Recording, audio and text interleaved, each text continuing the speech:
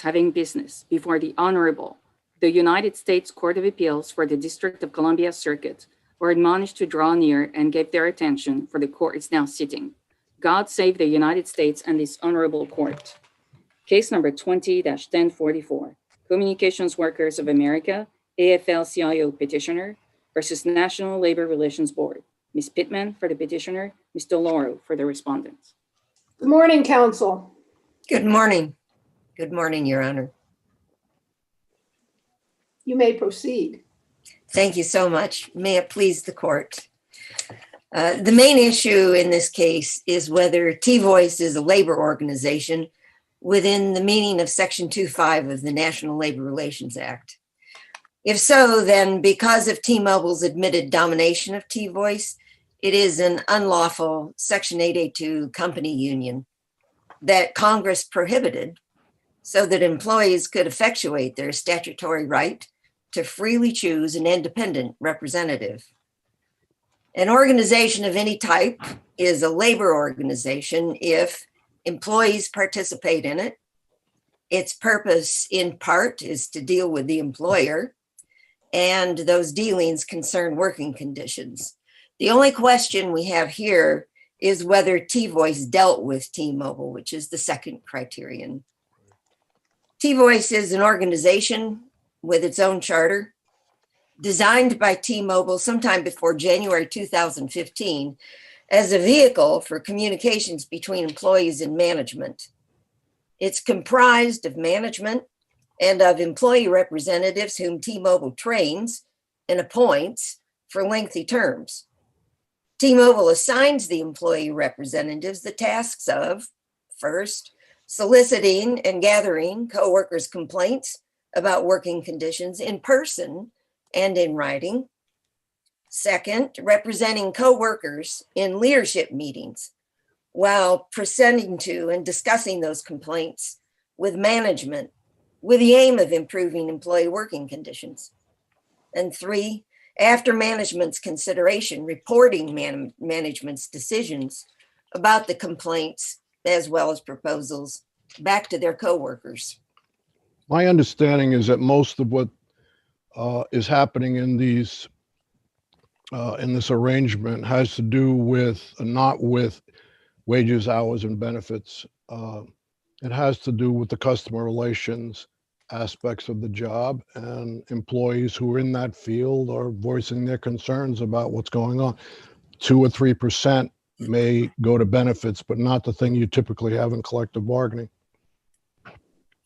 Well, as a matter of the record, the facts in the record, the employee concerns that were presented were very significant to the employees. Concerned compensation, paid time off, various leave issues.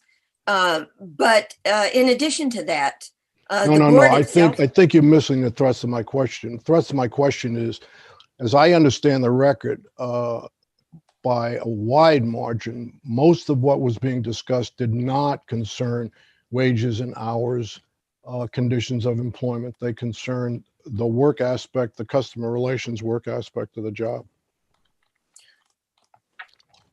It is the case that T-Voice dealt with customer issues, but it also dealt with employee issues. No. Am I wrong in understanding that that was by a wide percentage, that's most of what was being discussed? The union believes that that is not accurate. There were hundreds of, literally hundreds of complaints about working conditions that were presented through T-Voice. So it is the case that there were a larger number, but more importantly, the issue of whether these were employee or non-employee matters is not really before the court. The board passed on that. In footnote 21, the board said that it was not going to decide whether the organization dealt with working conditions. It simply assumed that it did. So if the issue that you think it needs to be decided is whether it was working conditions, then it needs to go back to the board because the board did not decide that. If I might Well, let me continue. ask you, don't you, I Sure. think in your brief, you make the statutory argument as well, don't you? Yes, the statutory argument is that an organization does not need to wholly deal with employee matters. It simply needs to be part of the organization. So if Judge Edwards' assumption about the record were correct, that only a minuscule number of issues with which T-Voice dealt involved wages and working conditions, would that make a difference to your argument? And if not, then what is your best precedent for that? I don't believe that it would make a difference. I would say that the best precedent, well, there's quite a number of cases, in fact.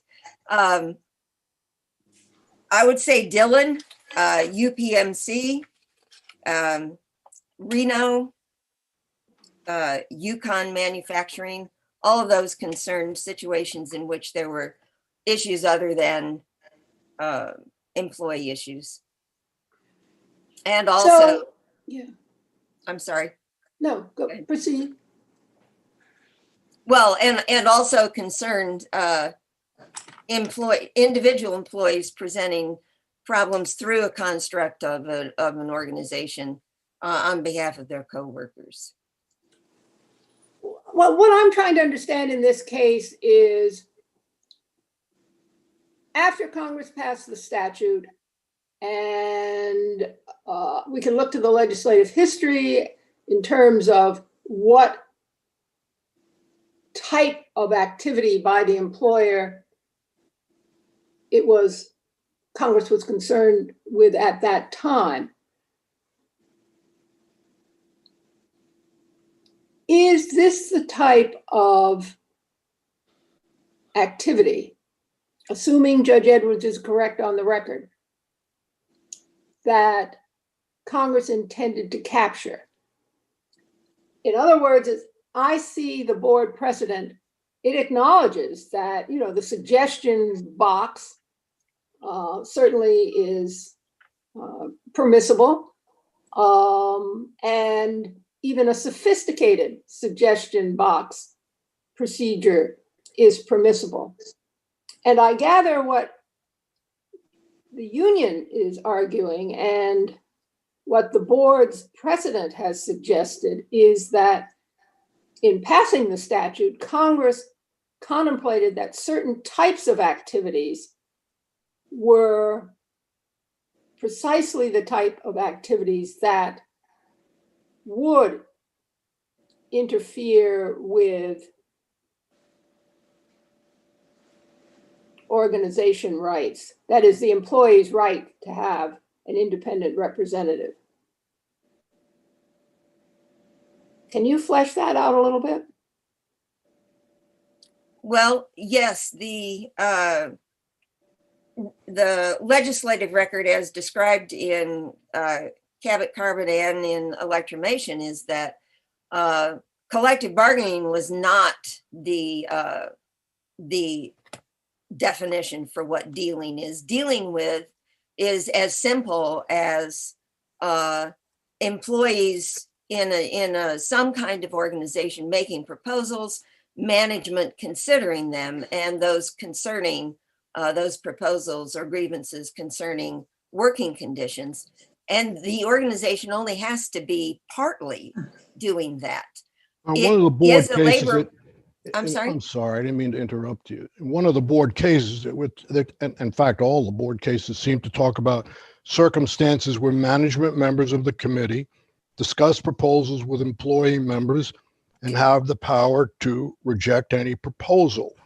That's what dealing is. That's not the situation here. You have individual employees submitting their concerns about, we won't debate what the concerns are over, and the representatives simply pass this on. There's no dealing between and the employees are not working as a group. They're submitting whatever they have to submit, and then those matters are then passed on to management. No judgment being made as a union representative might make. They're simply passed on. Am I wrong? I do believe that the record indicates otherwise, Your Honor. T-Voice as a whole was not a suggestion box. These T-Voice representatives, they were called representatives, and they were not automatons. They were meeting with employees in person to gather those employees' suggestions and complaints. But there was They no presented them. They presented there was no them group consensus reached in those meetings, right? and it is not necessary. We don't know that. No, there I'm was just not- trying to understand, because it's certainly far removed from what you'd normally expect in dealing with or in collective bargaining, or where you have union representatives. That's not normally how it operates. It sounds more like a suggestion box, where the representatives are representatives, but they simply receive information coming from employees and they pass it on. And They sat edit it for- meetings. I'm Excuse so me. sorry. Go ahead. I'm sorry. Go ahead. They sat in multiple meetings every month with management and discussed the pain points that employees presented. And these included issues related to employee compensation, scheduling, leaves, the tools that they used. These were actively discussed. They met at the national level, the regional level, and the Those local level. representatives had no authority to cut a deal with whomever they're meeting with, right?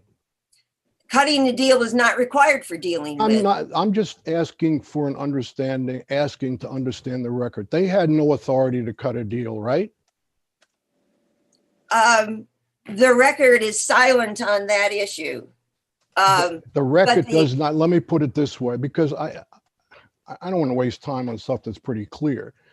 There's nothing to indicate that the management, the folks who collected the information, had the authority to cut a deal on behalf of the company. They simply collected information and passed it on to management representatives. The employees thereafter did not in any way deal with, bargain with, discuss with those who could make the final decision on what was coming to them, right? In other words, there were representatives who collected information and then passed it on to management people who would then go through and decide what to do with it. Isn't that what was going on? In part, but if you look at the notes of some of the meetings after they occurred, you will see that in those meetings, the managing representatives agreed to suggestions that were being presented by the T-Voice representatives. What do you mean agreed to? Well, for example, in one national meeting, there was on the table a discussion about whether or not employee training on a particular issue was adequate. The T-Voice representative said, no, this employee training is not adequate. The language needs to be changed here and there. And management said, okay, we will change this language. That is simply one example. Now, it is the case that in many instances, the management people sitting in the meetings did go back and consult with other management people before responding, but that too constitutes dealing, because all you really need is management consideration of an employee suggestion or grievance. No, I agree. If you had a situation where the arrangement was that groups of managers and groups of employees would routinely get together and employees would make proposals and the managers sitting there had the authority to cut deals, yeah, then you're talking about what the act intends to cover. That isn't my understanding of what was going on. And the other thing I wanted to ask you about, the board is owed a lot of deference here. They're reading the record and making a determination. Where'd they go wrong? It isn't whether we might reach a different judgment, is where did they go wrong and what precedent are they flying against? Well, they went wrong in a number of ways, but a very major one is this notion that there has to be group action on the part of the employee members of the organization. There is no such requirement. In fact, as recently as 2018 in UPMC, the board found dealing with where individual employees made proposals on behalf of their coworkers through the organization construct, which management considered, and the board found dealing with. So there is no requirement. Let me make sure I understand. They made proposals. So they came to an understanding as an employee group as to what to submit to the company. And then those employees who represented the rest of the employees advanced those proposals to the company, right? That's what you're saying? I'm not saying that. Oh, I thought you said that was, I thought you said that was the case you were just referring to, which I agree is a much more suspect case, but that's not what's going on here. Well, the thing that I disagree with is the notion that employee members of the organization have to confer with each other and agree.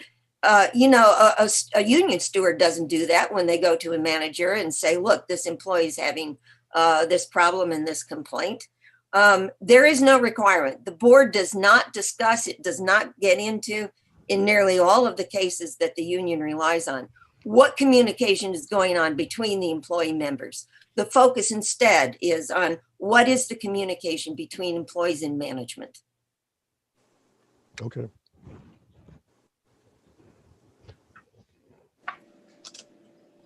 If I might, well, actually, I am out of time. Well, let me just ask you one other question to clarify, trying to draw the line. And if the line is not clear, then why wouldn't we defer to the board? And why wouldn't we be obligated to defer to the board? And I thought your argument in part was that the board's precedent basically rebutted each of the board's reasons for the conclusions it reached. And you cite a couple of cases, and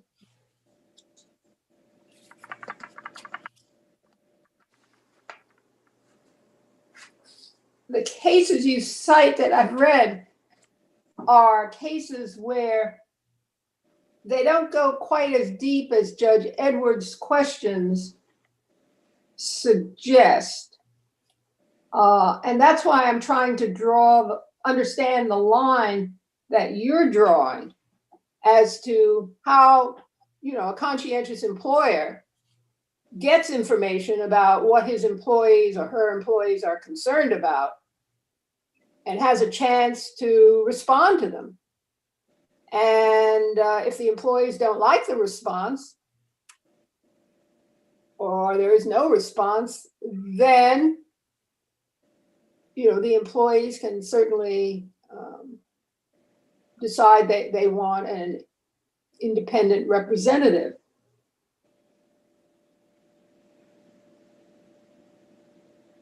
And a lot of your arguments seem to be that even this sort of glorified suggestion box comes too close, where the employee raises a complaint about working conditions, leave, those types of things, training. Well, it's, I'm sorry, Your Honor, were you finished? Yes. I'm so sorry. The T-Voice was a whole organization. There was this suggestion box concept in that employees submitted suggestions to T-Voice representatives by email or otherwise. But cardboard boxes don't meet face-to-face with other cardboard boxes and say, tell me what your problems are. And these T-Voice representatives were doing that. They were then going into meetings with management where some of the complaints and suggestions that their coworkers had brought to them were the topic of discussion with management. And management responded, sometimes accepting and sometimes rejecting the suggestions or the complaints. So as I understand it, the T-Voice had the authority to weed out complaints so they weren't, multiple complaints on the same subject, or they weren't frivolous, that type of thing. But it couldn't make any decision until after management reviewed the proposal and decided how it wanted to respond. And I think you agree with all that, and the record shows that. And so the board comes along and says, look, the ALJ posed the wrong question. Here's how we have to look at this.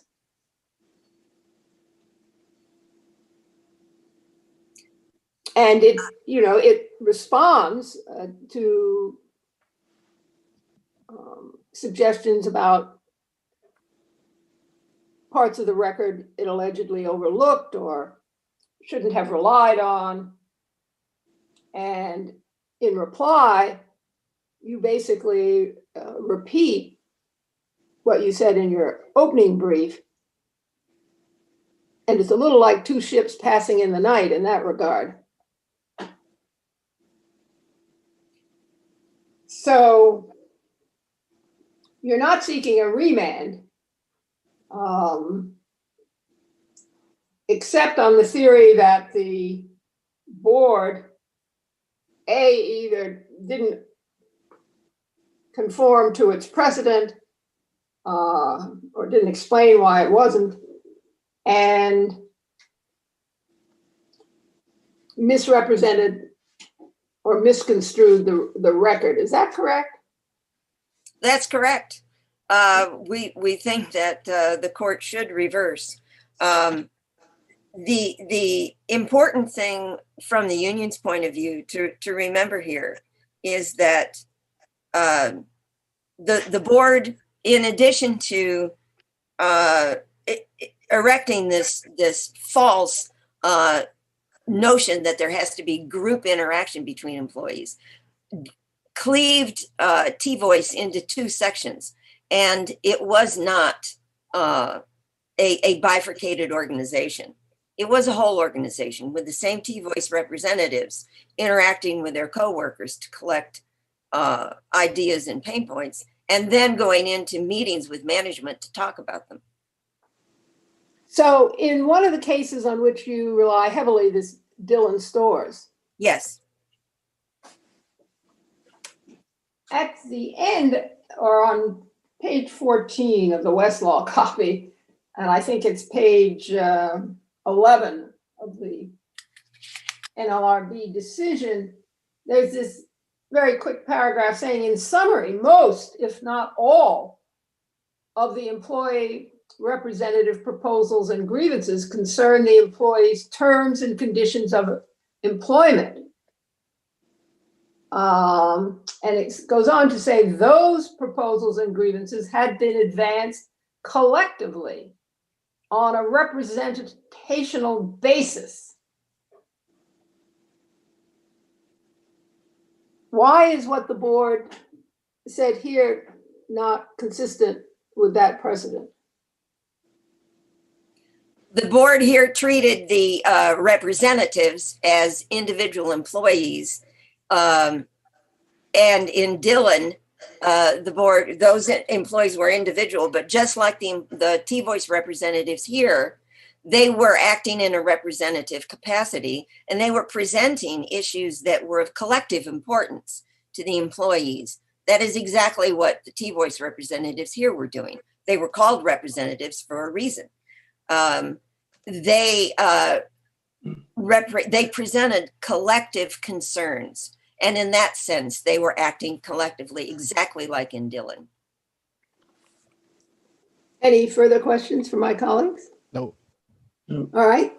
Let us hear from counsel for Respondent. Give you a couple of minutes on rebuttal. Thank you, Your Honors. Greg Lauro for the National Labor Relations Board. One question Your Honors asked this morning is, where is the error the board made? The issue here is dealing, and the board made very detailed factual findings on all aspects of the T-Voice program and came to the conclusion it wasn't dealing, but within the safe havens. And the question is, well, my opponent has a different view. Do they have evidence? I mean, as I read the union's brief, I think her answer to your question about what is the error, at least on dealing with, is that the board's decision here did not account for earlier board decisions that seem inconsistent with this approach. That's what she says the error is. I'll give you just two examples under dealing with. So in Reno, Hilton, the employee committees there made proposals to the employer, and the board said that satisfied the dealing with requirement. And there wasn't any suggestion at all that the employees had deliberated among themselves. And there was I didn't see that the board distinguished Reno in its decision. The second example of the same thing is Dillon Stores, where, the suggestions that the employees made here were very similar to the ones in Dillon Stores, and the board found dealing with, but again, there was no evidence of any deliberation, and the ALJ relied on it, yet the board doesn't discuss either one of these cases. That's her point. She said that's the legal error. And, our case law says that agencies they can depart from earlier cases. They just have to acknowledge it and explain it. And her argument is that didn't happen here. No, I understand, Your Honor. If I may, and yeah, sure. In Dillon, as was discussed this morning. Wait, before you explain Dillon to me. Yes, sir. You agree the board didn't discuss Dillon, right? I don't recall the board discussing those cases in particular. What the board did, sir, consistent with precedent, is lay out the standard for dealing, less than collective bargaining to have a collective bargaining agreement, but allowing room for some cooperation, and there being certain attributes like advancing collective proposals. There's other cases my opponent cites that are different because proposals really. Hold on a second. Yes. Let's just focus in on this thing. I'm sorry, I hear your point, but the board said there was no dealing here because the employees had not deliberated, right? That's one of the board's factual findings. But her point is that the deliberation requirement, that's inconsistent with other board decisions. That's right. I don't think it's inconsistent, Your Honor. I think the requirement in both Dillon and Reno are consistent with requiring group proposals. In Reno, there was no deliberation in either of those cases. Sure, they were collective proposals. Right. They were concerns raised by all the employees, but they were concerns that were collective. But there's no evidence that there was any deliberation among the employees before they submitted their concerns. And the board here said that's why, the absence of that is why there's no dealing. Well, sir, in my view, the board gave a lot of reasons why there was no dealing. I think in explaining that there was no deliberation, I think the board was explaining on the suggestion box part of it, which I think we all agree is there.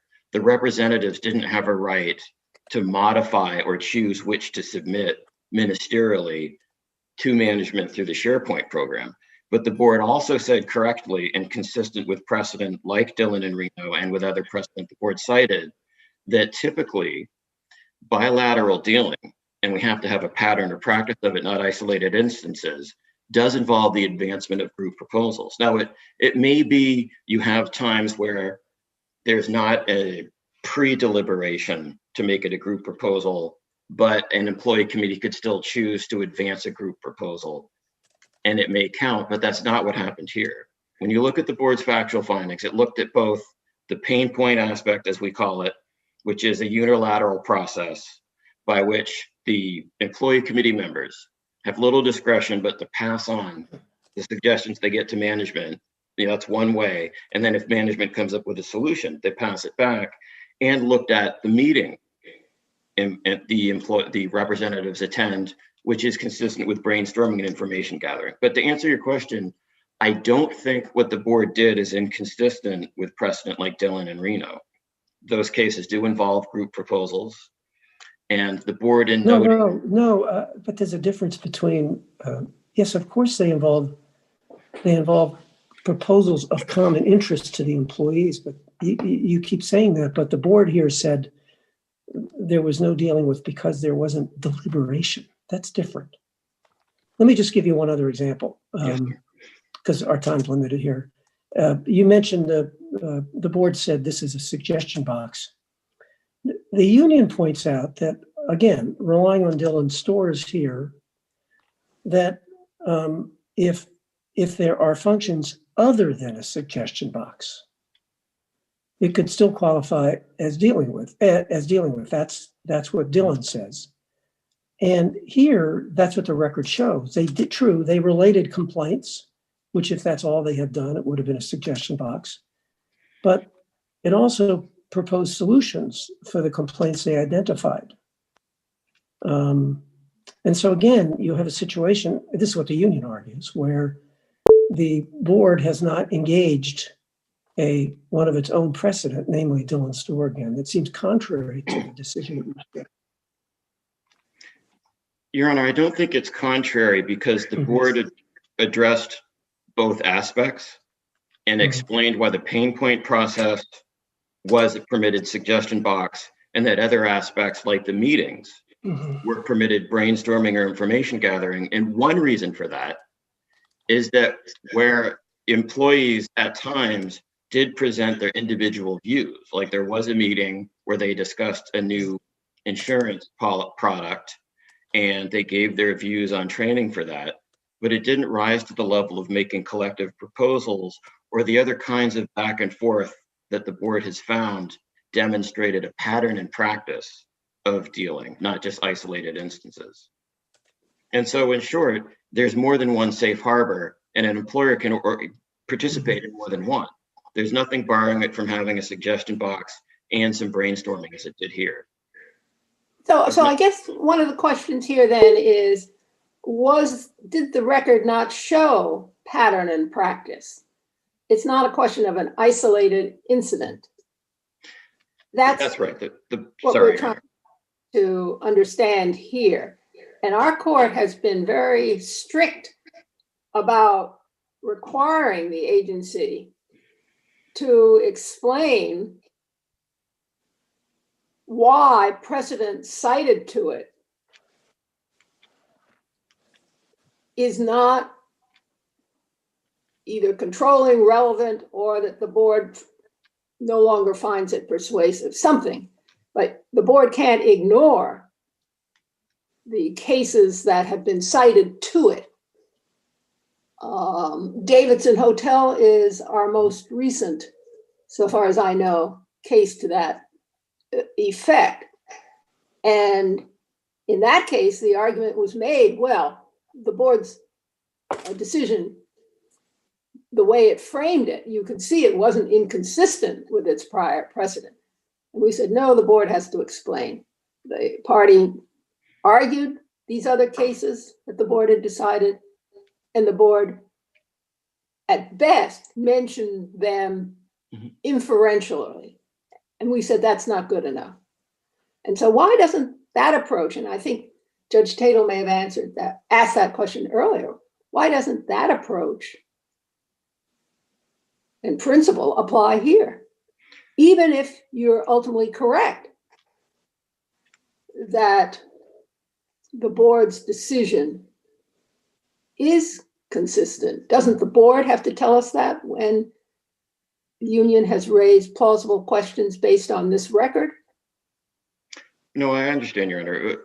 My understanding of Davidson, I know you'll correct me if I'm wrong, is that it's not a blanket rule that an agency must separately distinguish every single case cited to them, no matter how many, but it must address cases that are inconsistent. And here, Dillon and Reno are not inconsistent, rather they're consistent with the principles the board did lay out in distinguishing the union's cases and explaining why this isn't dealing. And that includes cases where it's clear. The record shows and the board found the employee committee group emphasized collective proposals. That's dealing. We don't have that here. That's one distinction. And I think overall, the board's decision is supported by record evidence and consistent with precedent. It went through each aspect of the T-Voice program and explained why it was either a permitted suggestion box or permissible brainstorming and information gathering, the presentation of employees' individual views, and that there's no evidence or case law saying that you have to say in the cumulative 2 safe harbors amount to a violation. So at the end of the day, my opponent has some probative evidence, but it's not dispositive. It doesn't bar the board's finding or compel a finding of dealing based on settled precedent and the facts here. And so unless your honors have further questions, I see. Well, let me ask you then, is your understanding of what we meant in Davidson Hotel, if the court can read the precedent that a party has argued is inconsistent with the board's view, the court simply ought to go ahead and affirm? And I thought Davidson Hotel took a different position on that. In other words, the board has to say it, not the court. See, part of my understanding is that where the agency's position on precedent is discernible and expressed, that is the board saying cases involving group proposals don't compel a finding of dealing here where we lack that according to the record evidence, or at least the board reasonably so found. I do think that's reasonable analysis by the board, and it shows its findings are consistent with precedent and supported by substantial evidence. And I think if the court reads the cases on which petitioner is relying and argued to the board, and there's no reference in the board's decision to group proposals or pre-submission discussion by employees, then isn't that a case for remand for the board to provide further explanation? I would acknowledge if, for example, the board said dealing generally involves proposals advanced collectively, and we don't have that here. And there are cases specifically saying, no, it's enough that employees advance an individual proposal and the employer responds, then there may be an issue for the board to remand that. But I don't think that's the situation here. I think the cases cited by the board and my opponent both support that dealing tends to involve collective proposal or something else that's a bilateral mechanism more than what was shown here. So I think at the end of the day, there isn't a basis for remanding or rejecting the board's decision, Your Honor. Thank you. Thank Are there you. any other questions? No. Nope. All right. So counsel for petitioner, give you a couple of minutes. Thank you. The notion that there has to be group proposals in the sense that employees have to discuss among themselves before presenting them is simply nowhere established in any board precedent. The board has never said that it has to be group. Instead, what you see in the board cases is in some situations, there is that sort of deliberation among employees, but in others, there is not. Both models exist side by side. One is not to the exclusion of the other. Secondly, the notion that there has to be back and forth between the employee group and management is also not a requirement. That would be bargaining.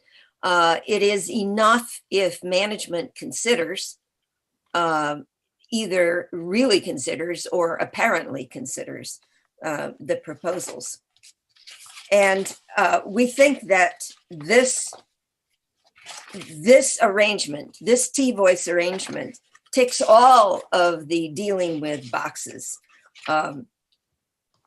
The T-Voice representatives in a representative capacity gathered their co-workers' thoughts and ideas, presented them to management in multiple different forums, and management considered and responded. That's dealing with.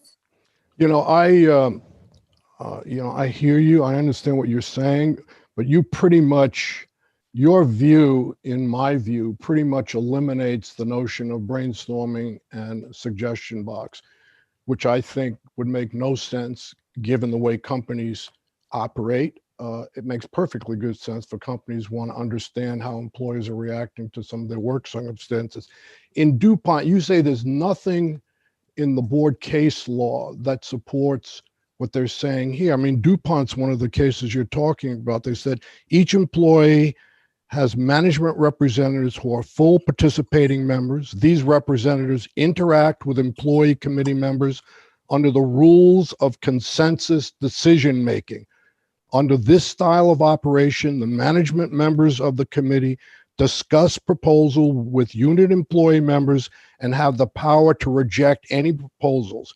In circumstances where management members of the committee discuss proposals with employee members and have the power to reject any proposal, there is dealing. That's not what's going on here. And that's the overarching principle in all of the board's cases. It is true that maybe our rule is the board has to go through every single case that they've decided and square it.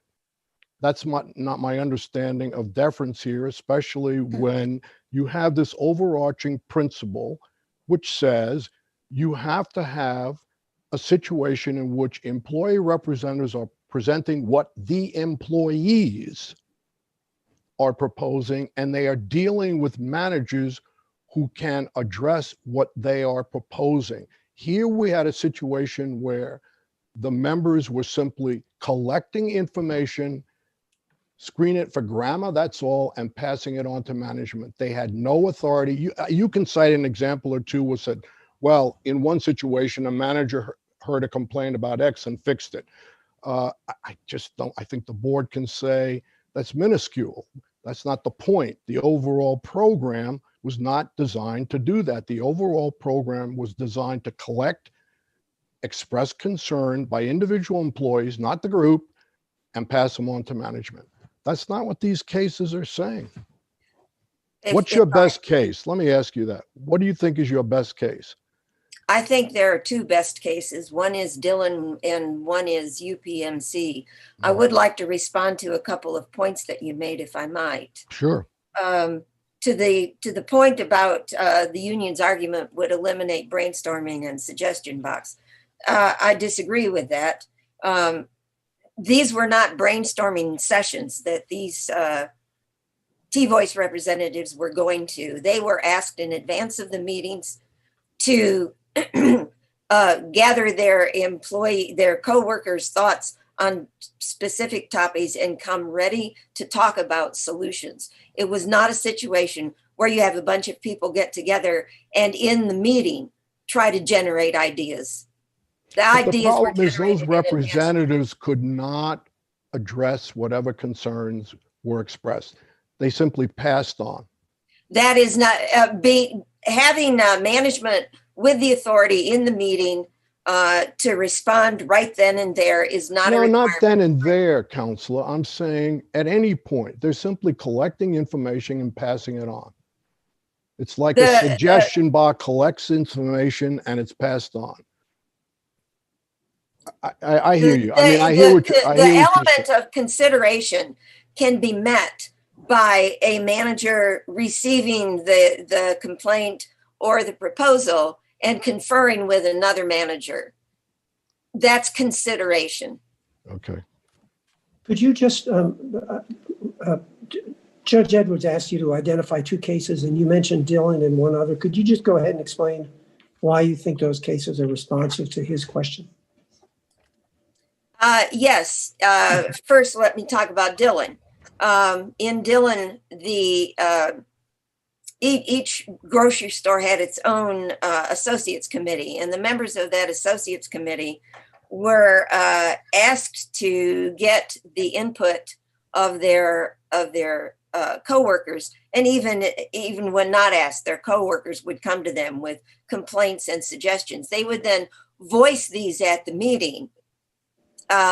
Management would take them under consideration. In fact, and is this what happened here? Is that what happened here also? Yes, that is what happened here. And the board, yeah. I'm sorry, go ahead. No, go ahead. I didn't mean to interrupt you. Go ahead. That is what happened here many times. And it wasn't just a few unusual situations where that happened. Where's the evidence that it was actually beyond being minuscule, that it happened regularly? Well, in every national meeting, the national meetings were held monthly. In every national meeting, there were discussions. There were focus groups in which the objective was to flesh out solutions to employee problems. That happened monthly. There were substantive discussions at the regional levels that happened twice a month, and at the local levels that happened once a month. I mean, once a month. And what about the other? And then there were the summits. Yeah, the summits, the national summits. Is that That's right. Yeah, and so what about the other case? UPMC, I think, is a 2018 case that I think is also instructive. In that case, it was a acute care hospital, very large one, and the housekeeping department had an employee council, and employee members of that council made proposals and presented grievances, and individually did so in the meetings, and management responded and took some of them under consideration. So taking it under consideration, according to Dillon and electrovation, is sufficient to show brain. And just remind me, did the board, you say the board did not address either of these in its decision, correct? That's correct. It did not. All right. Thank you. And you may disagree. I'm curious now. My recollection is that in Dillon, the board focused on the collective aspects of the process, which is not here. The board did not focus on it. That's just our different reading of the cases. Okay, I just was can curious to hear. we talk about what collective means for a minute? I know they use the word collective. What I thought, and maybe I don't understand it, but I thought there was a difference between a requirement that they deliberate, actually sit down and discuss it, and a collective proposal. I thought collective meant that it was a concern that many employees shared. That is the union's view. Is there a case that says that? I'm so sorry. I am so sorry. I do not have the ability to. I'm so sorry. I had an interruption there. Happens to all of us. And I don't have the technique. There isn't a button for me to turn it off. But is there, okay, but what is it? Can you point to a case that, because Judge Edwards is right, these opinions that you're relying on talk about collective. Okay. Collective proposals. And what I'm hoping you can help me understand is that different from deliberation? Because that's your point, right? Yeah, and in Dillon, to quote them, the board, in their conclusion, the board focused on whether the proposals were advanced collectively on a representational basis. That's not. Yeah, that's what I quoted from earlier right. when I was questioning counsel for petitioner. And I should clarify that in Davidson, we didn't say you have to distinguish every case that you ever decided, but you do have to respond to the cases that are cited to you by here, the petitioner. And that's what I was exploring with counsel for the board. So they didn't cite, obviously, the UPMC, but they did cite Dillon and Reno. Right. And the board didn't say anything about those cases. And while it may well be true that this collective aspect is critical, at least in Dillon, the board doesn't mention that as part of its consideration or its rationale for finding that these entities at the stores were labor organizations under the statute. That's all we're trying to understand here. So do you have an answer to Judge Tatel's question? Your best case on what collective means? I believe that Dylan is a perfect expression of it. The reason that it was those interests by the employees were regarded as collectively presented is because it was representatives presenting those grievances and proposals on behalf of their absent coworkers. That is exactly what we had here. And what the board, the board says here, Counselor, when you have a situation in which the person who's the quote unquote alleged representative is merely collecting and only eliminating things that are redundant and correcting grammar and then simply passes it on, that doesn't fit what they're talking about when they're talking about representational. And the board I don't know how the board doesn't get deference on that call. The board was factually wrong. That is, these employees were. Oh, okay. Well, then our standard is different. So you're saying the board, that's exactly what I've been trying to get to. You disagree with the board's factual findings. Absolutely. Okay. That's a whole different case. You're in a really tough standard of review there. Well, we complain about two things: their application of the law and their. No, but I think what we're really talking about is you disagree with their findings, because I think these cases are squared up with prior cases, and that's what I've been trying to understand. I think you just disagree with their findings of fact. We do, and okay. our briefing. We're on a substantial evidence course, and that's the question. Well, and they were legally incorrect. But wait, but to pursue that, I just want to pursue what Judge Edwards asked you. Let me just see if I can. Is your argument that the board failed to consider, say, Dylan, dependent on your argument that the board's findings are wrong? In other words, do you understand my question? In other words, let me put it this way. Suppose we decided that the board's findings about what happened were acceptable. That is, they didn't meet our standard for reversing a board fact finding.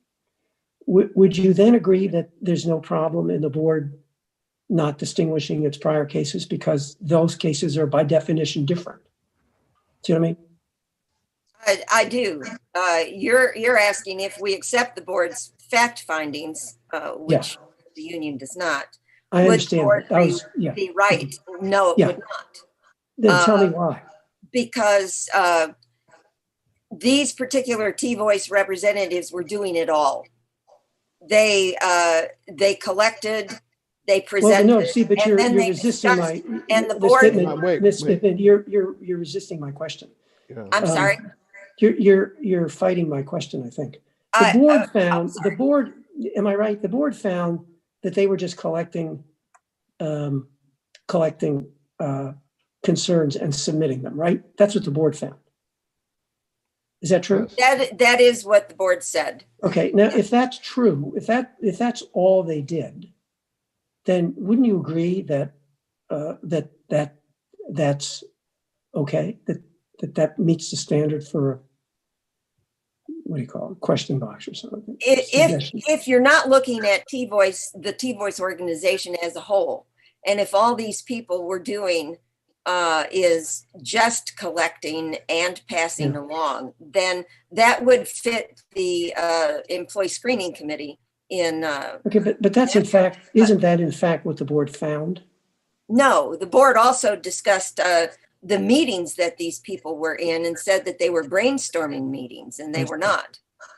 Okay, and so and there's no precedent where you've got all of those things going on, and the board found that there was no dealing. So then your point is that taking the board's findings as they are, without regard to whether they're support, in other words, just accepting the findings as they are, this case is inconsistent with Dylan, Reno, and these other cases. That's your point, right?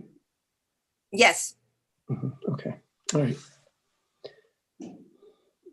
Okay. I have no other questions. No other questions. Thank you. Thank you, counsel. We'll take the case under advisement. Thank you.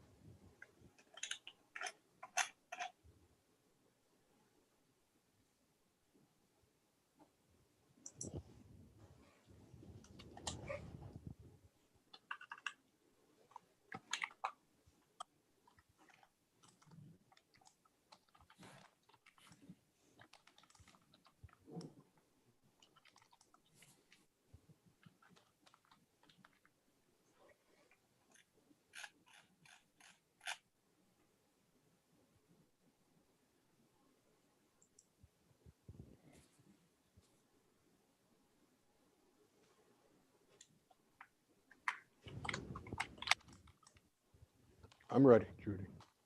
Okay, and I'm ready too. David, are you ready? Thank you, Judge. Yes.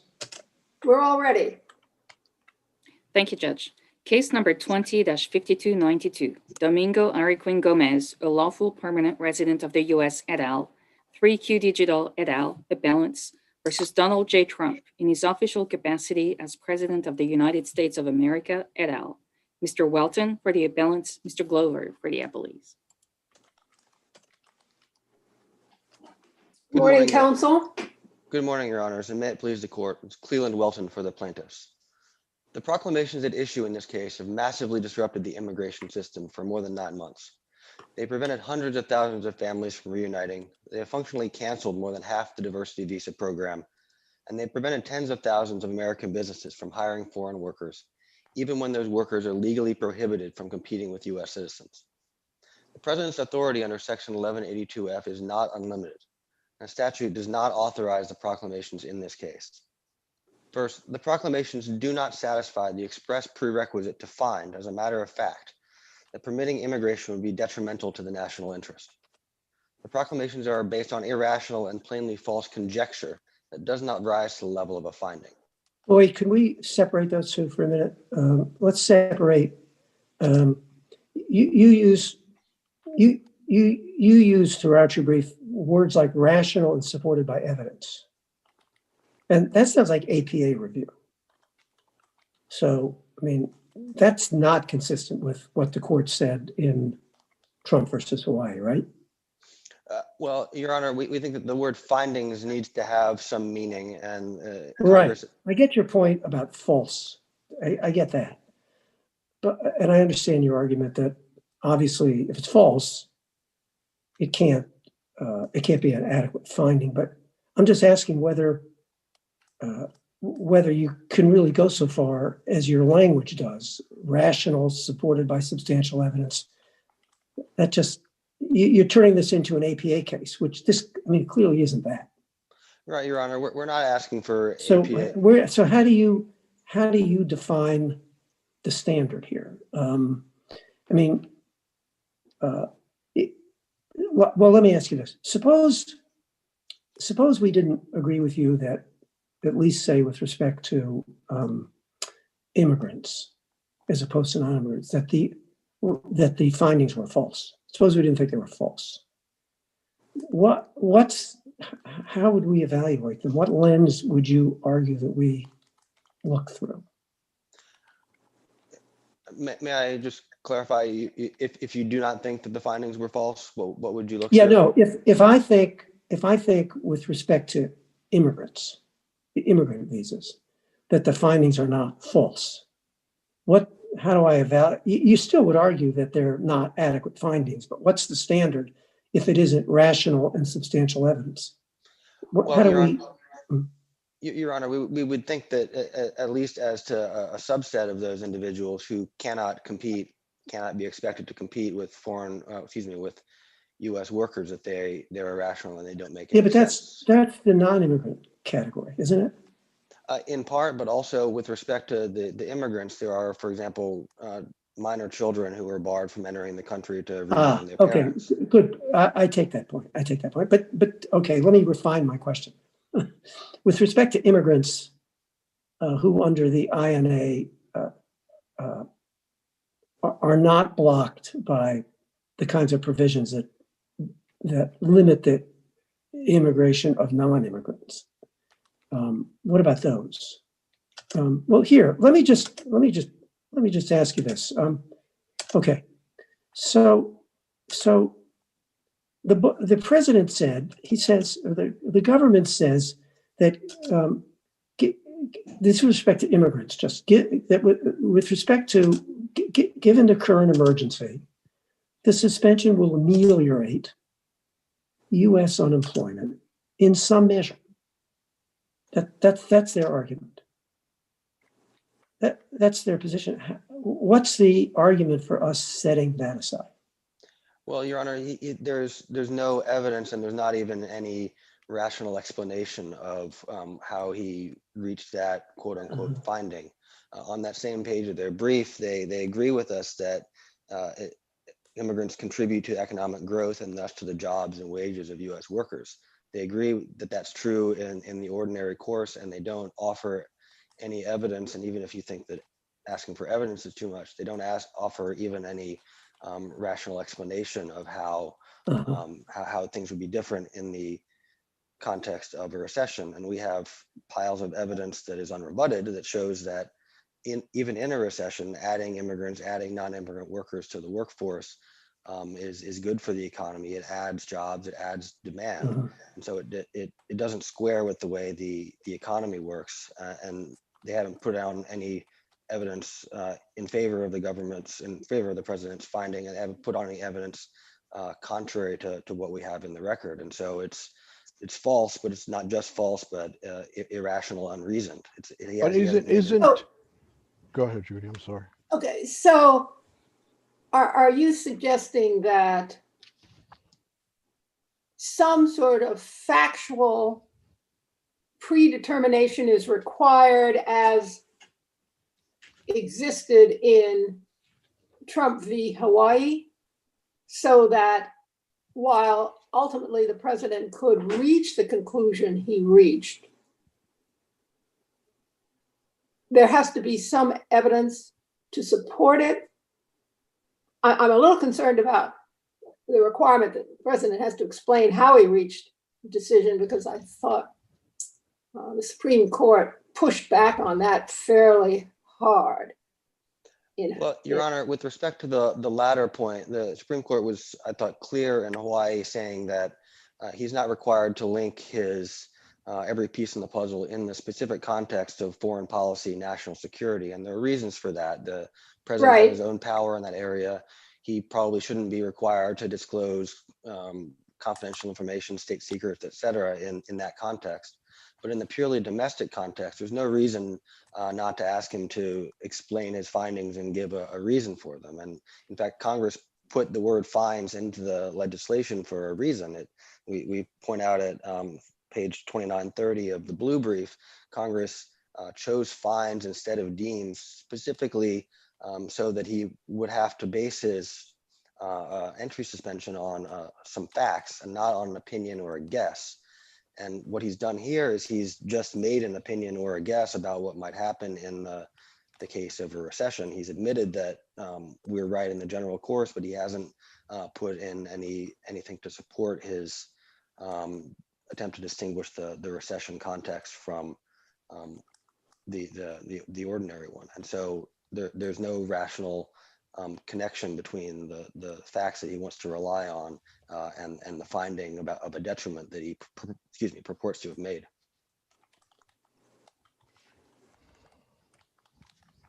By the way, the December 31 proclamation, that expires March 31st? Yes, Your Honor. So if that happens, is this case then moot?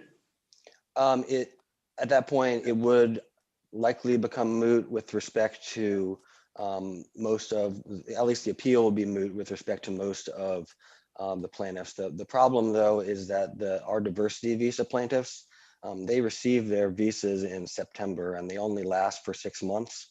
And so they would all expire by the end of March. And so they need to come in, and it's not clear that they can be renewed. And so they need to come in on their visas before the end of March. And so the proclamations need to be lifted one way or the other in order for them to use the visas that they have, or they may well be out of luck. And so there's no. Wait, I lost you. Maybe I just didn't get that. If the proclamation, oh, you mean they may have to use them before March 31st? Yes, Your Honor. So they have their visas, the diversity visa plaintiffs and some of the class members have their visas, but they only last for 6 months. Some okay, but that issue, they'd have to go back to the district court on that, right? Well, not for them to be reissued, yes, but if what we're asking for is for the proclamations to be lifted, and if they're lifted, if they're enjoined, then the plaintiffs could come in on their visas that they have. No, but I'm asking you, what happens if we don't decide this case before March 31st? If that were to happen, the issue about the proclamations would, and they were to expire, they would become moot. And yes, they'd be moot. Yes. As to the proclamations, we would have to seek additional relief to get the visas reissued. Okay. Thanks. Right. Just circling back, I just wanted to make another point with respect to the findings issue. I think that one way to look at this is that the president, there's got to be some floor above which the findings have to satisfy, right?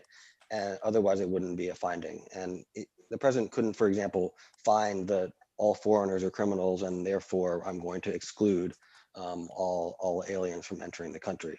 That wouldn't constitute a finding. It would be just made up and just contrary to all the evidence. And that's really the situation that we're in here. The president has not given any support for his purported findings, and he's not explained what he's done, not given a justification for it. You face a steep mountain to climb with the Trump decision.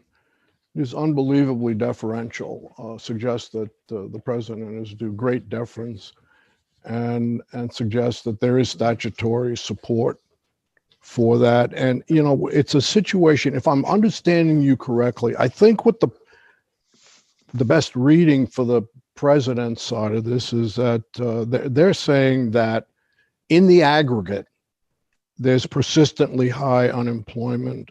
When there's persistently high unemployment and labor's supply outpaces labor demand, in that situation, which is dire, we can act to block any competition, even though there are individual employment sectors that might not fit it, because there are workers there who really may not compete against American workers, but we don't have to go to that detail.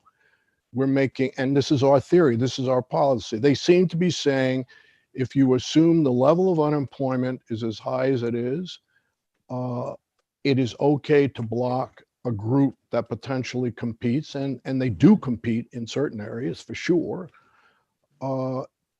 It is okay as a matter of policy for us to do it. Even under APA terms, we allow an agency some room to move. I know this is not an agency. We allow an agency some deference in saying that's our prediction.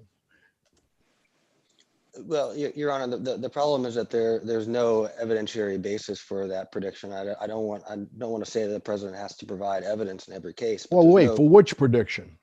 For the prediction, sorry, let me step back.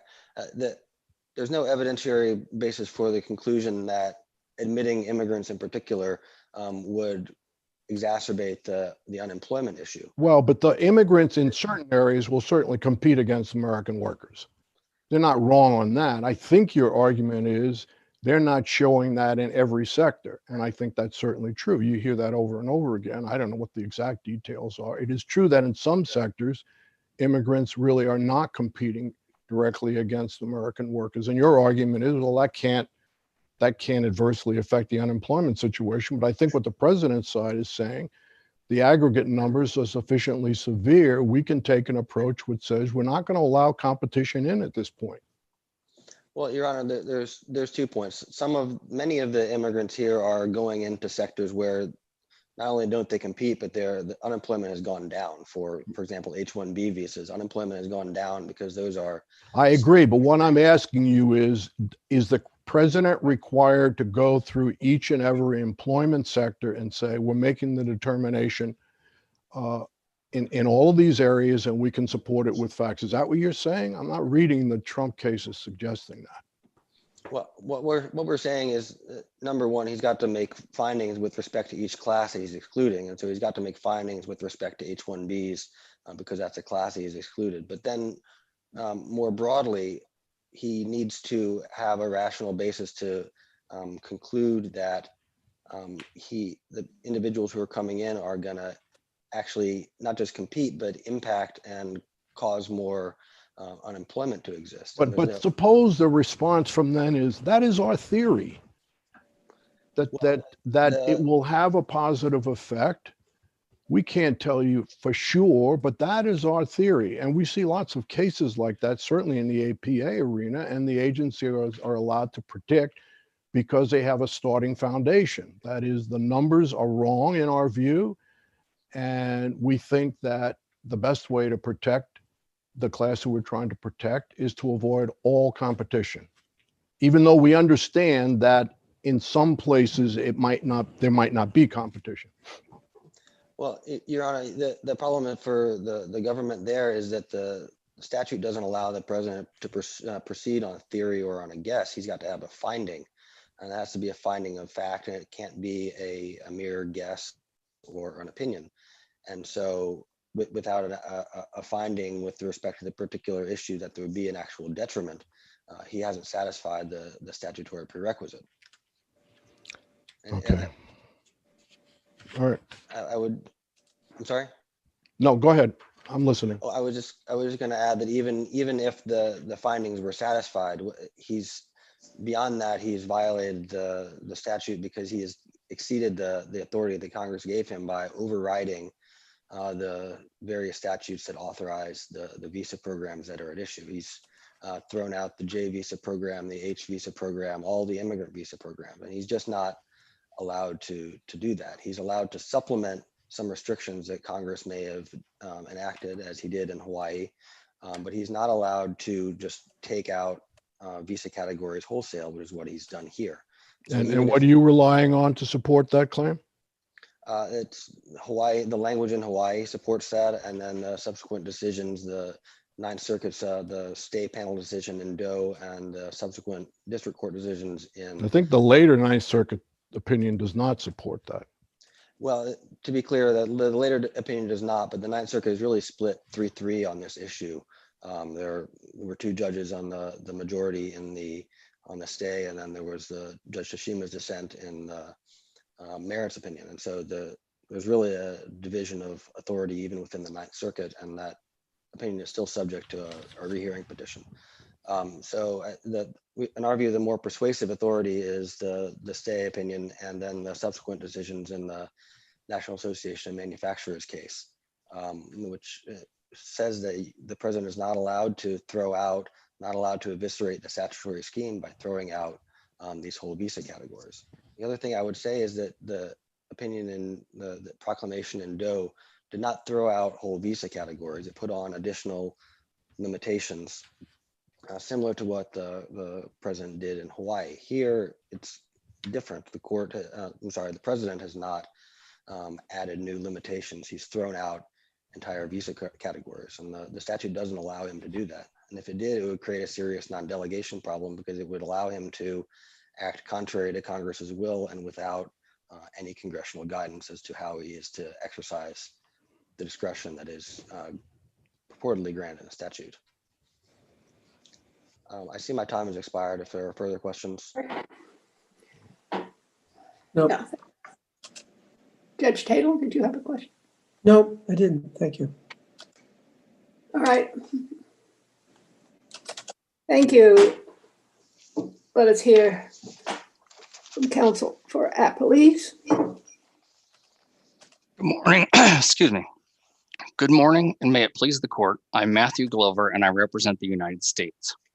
COVID-19 has had an unprecedented and devastating impact on the United States and the United States labor market.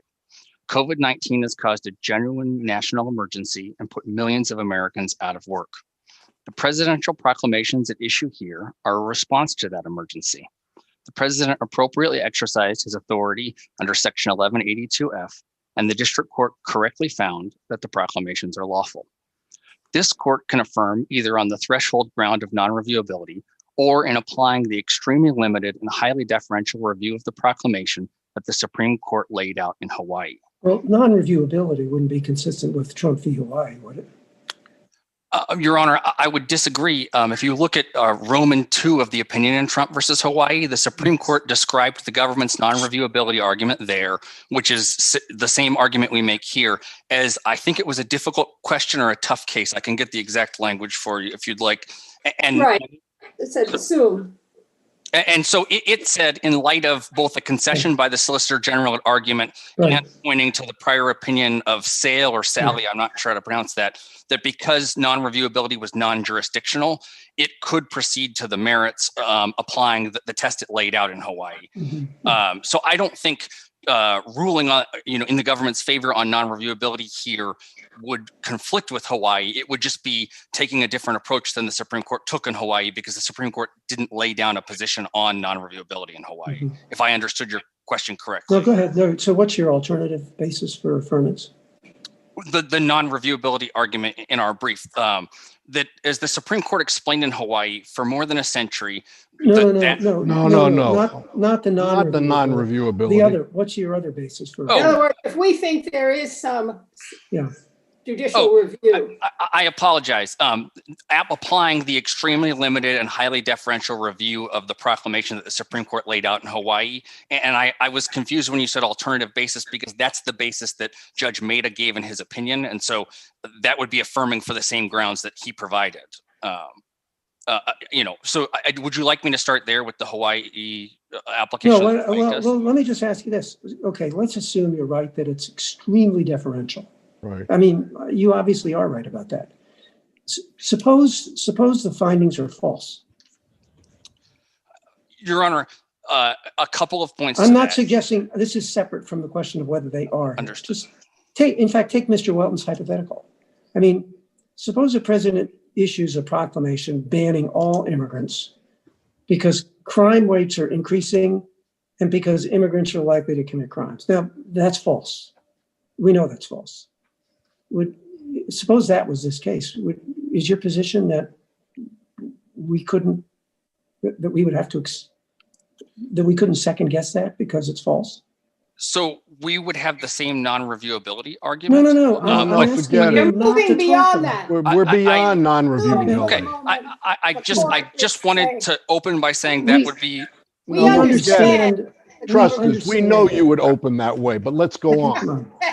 Understood. My I just wanted to make sure that I didn't sound like we would waive that argument. No. Counsel, you're wasting time. Come on. My apologies. I think in that case, you might have, even under the limited review, it might be, a truly false, purely incorrect finding, but we are far afield from that. And I would point out that in most of these cases, certainly in this proclamation, you're talking about a predictive judgment. I think Judge Edwards used a phrasing similar to that. You're predicting whether after entry, this will have a negative impact on the national interest because the proclamation is suspending entry. And so here we have— some predictions can be positively wrong if they're premised on assumptions that are absurd or factually unsupported. So, I mean, that's kind of what we're just struggling with in this case. There are certain employment sectors, I don't think anyone would disagree. There are certain employment sectors where there is not a direct hit on American workers if you bring in immigrants or non-immigrants. I mean, we've known that for a long time before COVID. And so the question is, must the president take account of that? That is, that some of those assumptions are simply wrong. Or is it enough to say there are enough places where the hit will be detrimental, and so we're not going to worry about the particulars? So I think here we're in the midst of an unprecedented pandemic and an unprecedented shock to the labor market. And I think the president has the authority to make determinations about, he says in the proclamation in June that after consulting with the secretaries of labor and Homeland Security, they found that the president admission of workers within several non-immigrant visa categories also poses a risk of displacing and disadvantaging United States workers during the current economic recovery. And they set the proclamation to those categories. But I think the tailoring that your question suggests is seen in the exceptions, right? The president directed the Secretary of State in conjunction with, I think, the Secretary of Labor and Secretary of Homeland Security to issue sort of a mechanism for national interest exemptions for those individuals that it's shown, barring their entry, wouldn't, be against the national interest. Really? What kind of exceptions have been put into play? I read that as being unbelievably narrow and not likely that we'll see it employed. But what are we talking about? So in August, the State Department laid out a series of things. One that I would use, I think, because it's kind of a clear and easy example, and I think it's actually the first one on the State Department webpage, is the H-1B category covers a lot of things, including medical professionals. Right. And so the first exception there is for travel as I guess they don't use medical, sorry, but as a public health or healthcare professional or researcher to alleviate the effects of the COVID-19 pandemic or to conduct ongoing medical research in an area with a substantial public health benefit.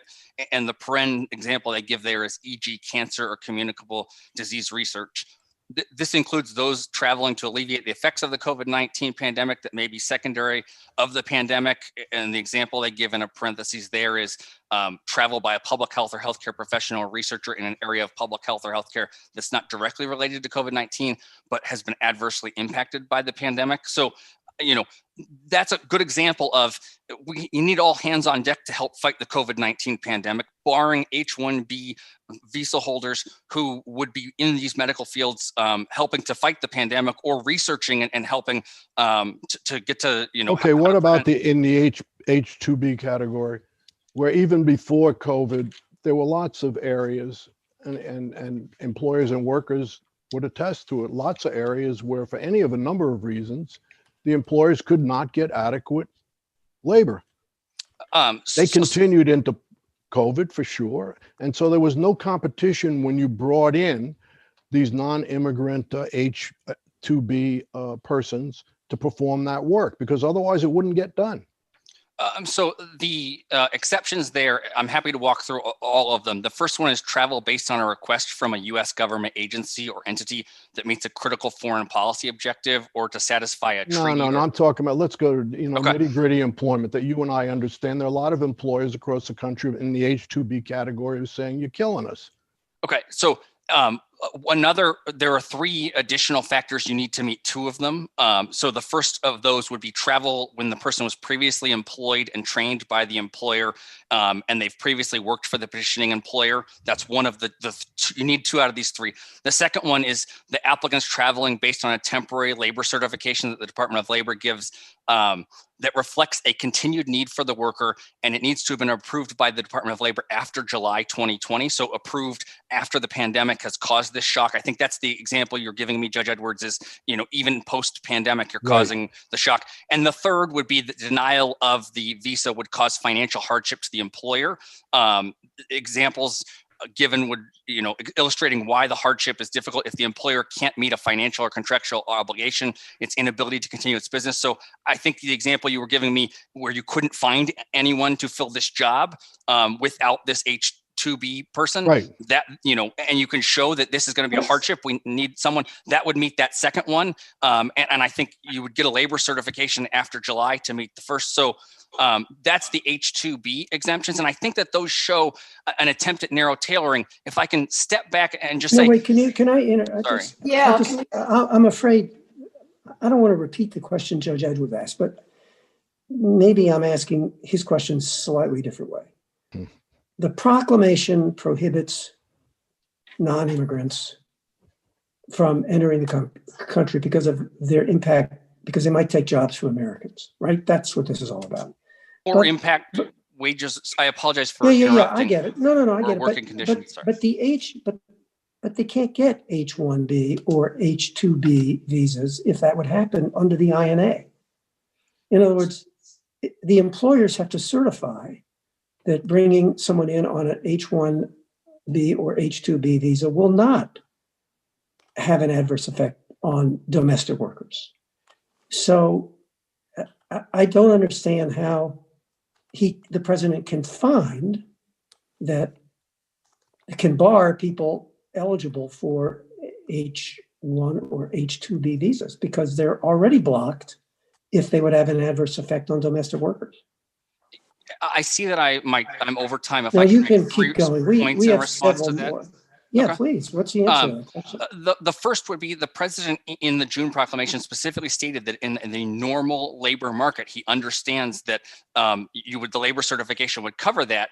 But given the shock of the pandemic in COVID-19, the labor certification may not. That makes no sense. The employers to get to be able to bring in an H-1B or H-2B applicant must certify that it won't have adverse impact on domestic because of the COVID and the dire employment situation. I assume that under the INA, it will be really, really hard for an employer to make this certification because there are so many unemployed Americans. Judge Tatel, sorry. What am I missing? I think that goes to the labor certification occurring July or later as one of the grounds for which you would be able to get a national interest exception, because that labor certification has taken account of the unemployment that COVID caused. A labor certification granted in March would not have taken account of the labor market in June when the president issued his proclamation and after COVID had a devastating impact. So I think the national interest exceptions actually work sort of directly with what you and Judge Edwards have been asking me about for these labor certifications. If I could make a second point on this, and that's— I want to just piggyback on something here. In other words, even though Congress has already set limitations, quite specific, the proclamation says, essentially, COVID, we want to redo the scheme. And we're going to bar everyone. And the agencies can come up with guidance as to the exceptions. So the burden and the power has shifted. And the question is, can the president do that under the authority he cites? And I say that in the context of, I certainly agree that Trump v. Hawaii makes very clear the limited scope of any judicial review, assuming such exists, at least in an international context. But in that case, there was this extensive report that set out the factual basis for the finding. And that's what's troubling to me here. Can you just act on the basis of a common sense assumption here, essentially? Look, we have a pandemic, there are lots of people unemployed, and while there are other ways to address that, and we can go to Congress regarding that, instead, we're going to issue a proclamation and redo the scheme. And you say this is unprecedented. Well, there have been pandemics, there's been recessions, depressions before. So why isn't this an extraordinary situation way beyond what the Supreme Court was dealing with in Trump v. Hawaii? And that's leaving open the question, and we have to be clear about this, as to whether or not it's rational or reasonable to do what the proclamation did. I'm just trying to understand that. Do you just say, as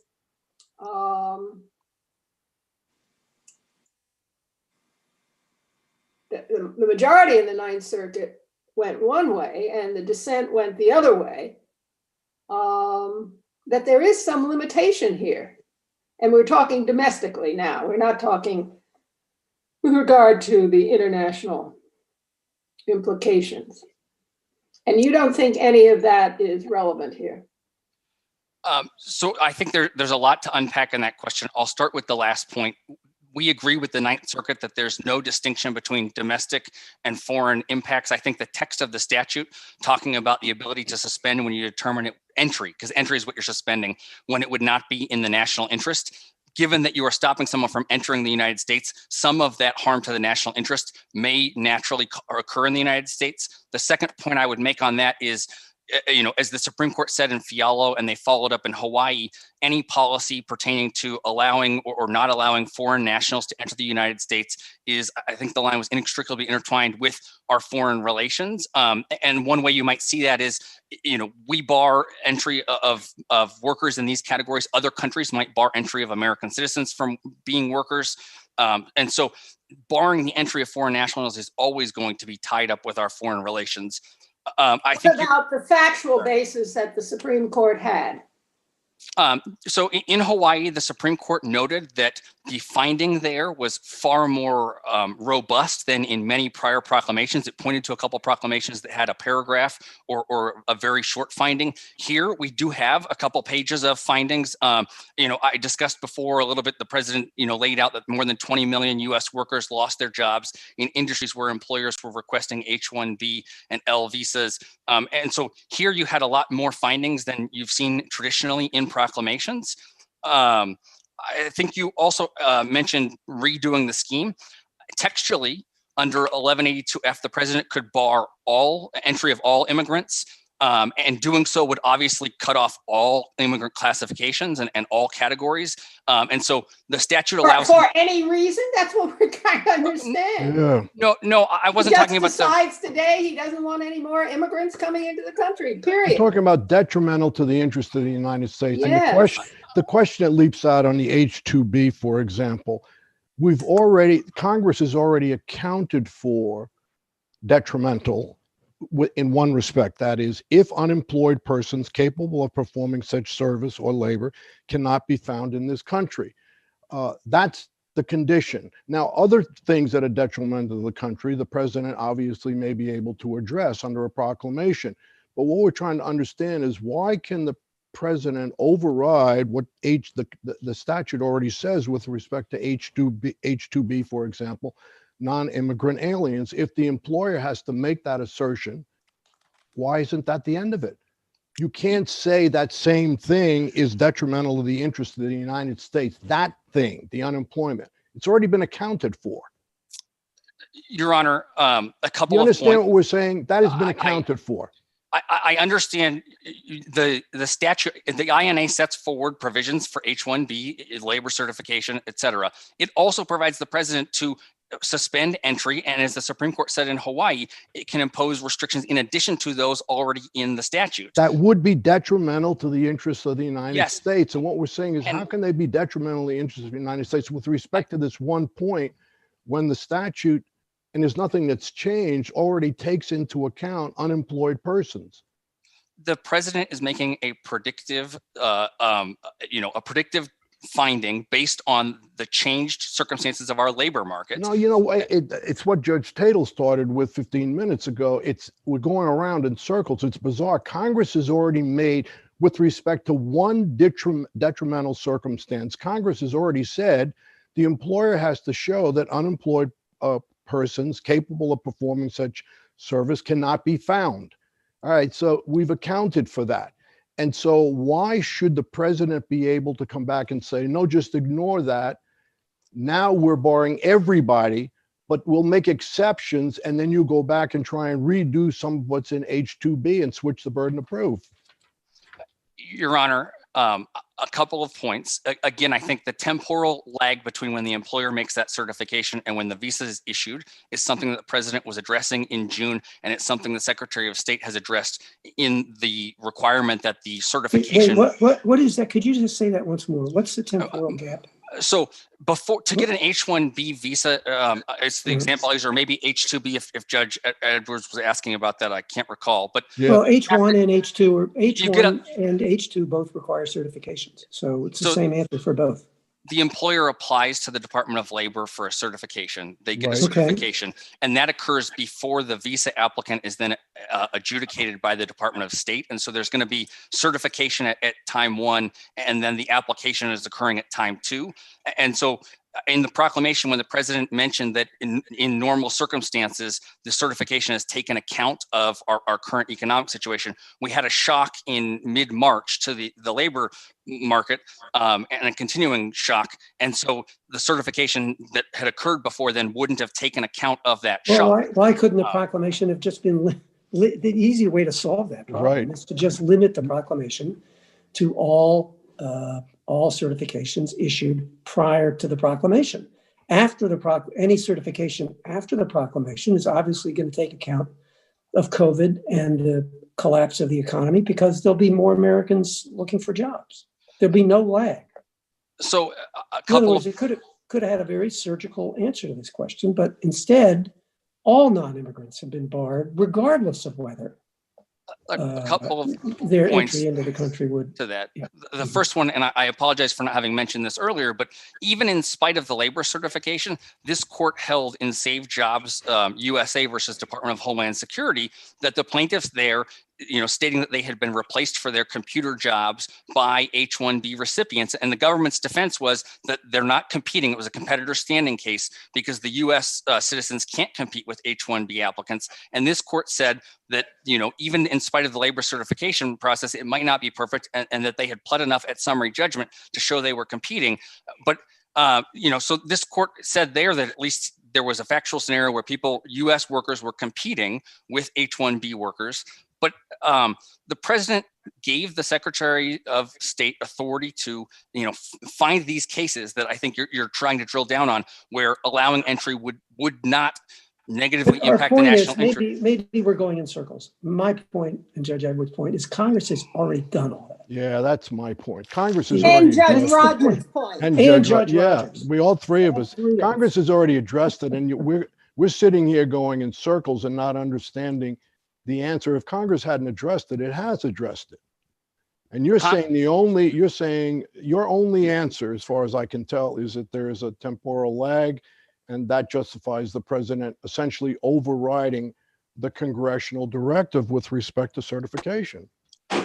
I'd like to make 2 points that I think it sounds like I haven't gotten across in response to this. The first is that the Supreme Court assumed in Hawaii that there might be some issue of conflicting or overriding the INA, but made clear that 1182F, which is also part of the INA, allows you to impose restrictions in addition to what already exists. And so when the president imposed restrictions on the entry of H-1B people, those were in addition to the process, the labor certification process we've been discussing that already exists in the INA. There can be additional restrictions Right. when the original right is taken away. That's what we're trying to get you to address.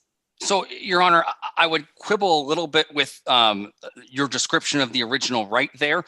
Well, they can't come in. They can't come in. But I think it would be very different if there were a provision of the INA saying, we shall permit in the, people who meet rather than a permissible process for applying and being permitted to receive a visa. But I don't read the INA to say you must allow in, without other limitation or without 1182F providing the president additional authority. I think if there right, we get your point. Go ahead. Go ahead. I'm happy to discuss non-delegation. I think opposing counsel mentioned it briefly, but I'm also happy to rest on the papers on that. Before I was going to ask you about non-delegation, but am I wrong? Didn't in Trump v. Hawaii, didn't the court assume that an 1182 proclamation cannot override other provisions of the INA? It can supplement them, but it can't override. Didn't it say that? It said we're assuming that you could make such a claim. Well, we are a lower federal court, right? It says we assume that they can't override. So we can make the same assumption here. And the plaintiff's argument is this isn't a supplement to the INA.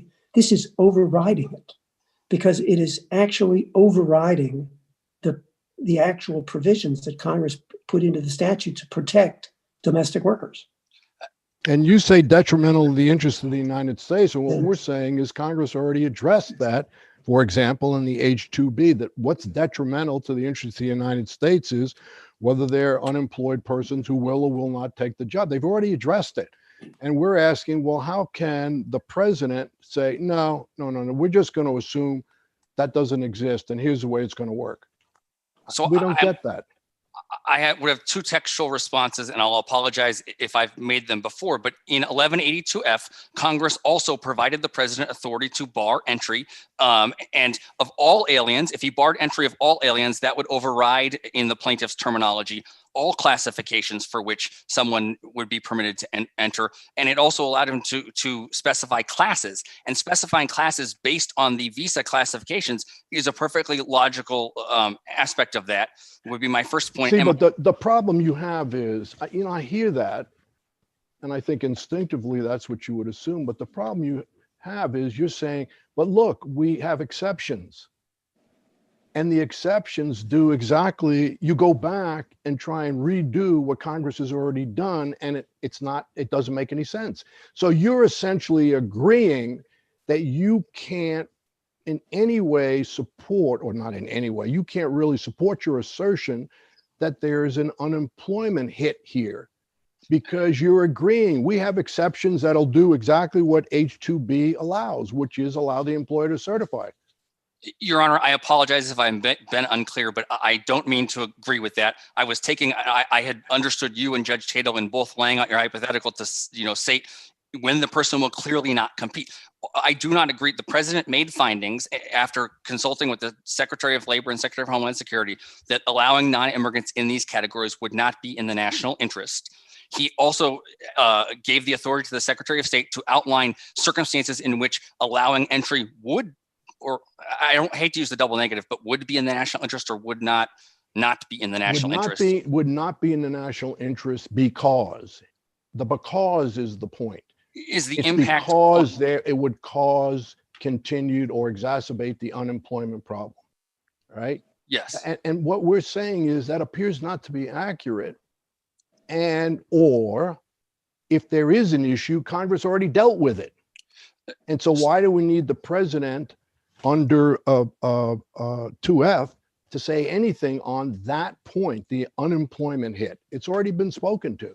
So on the second point about the Congress having already dealt with it, Congress also dealt with situations where there might be a national emergency or a pandemic or a war by giving the president authority to temporarily suspend entry of certain people. And so this is the president carrying out that delegation from Congress.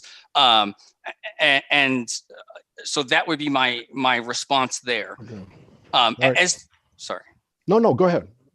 No, I was just saying, as to the exceptions, that shows an attempt to narrowly tailor the proclamation to those, to the employment harm.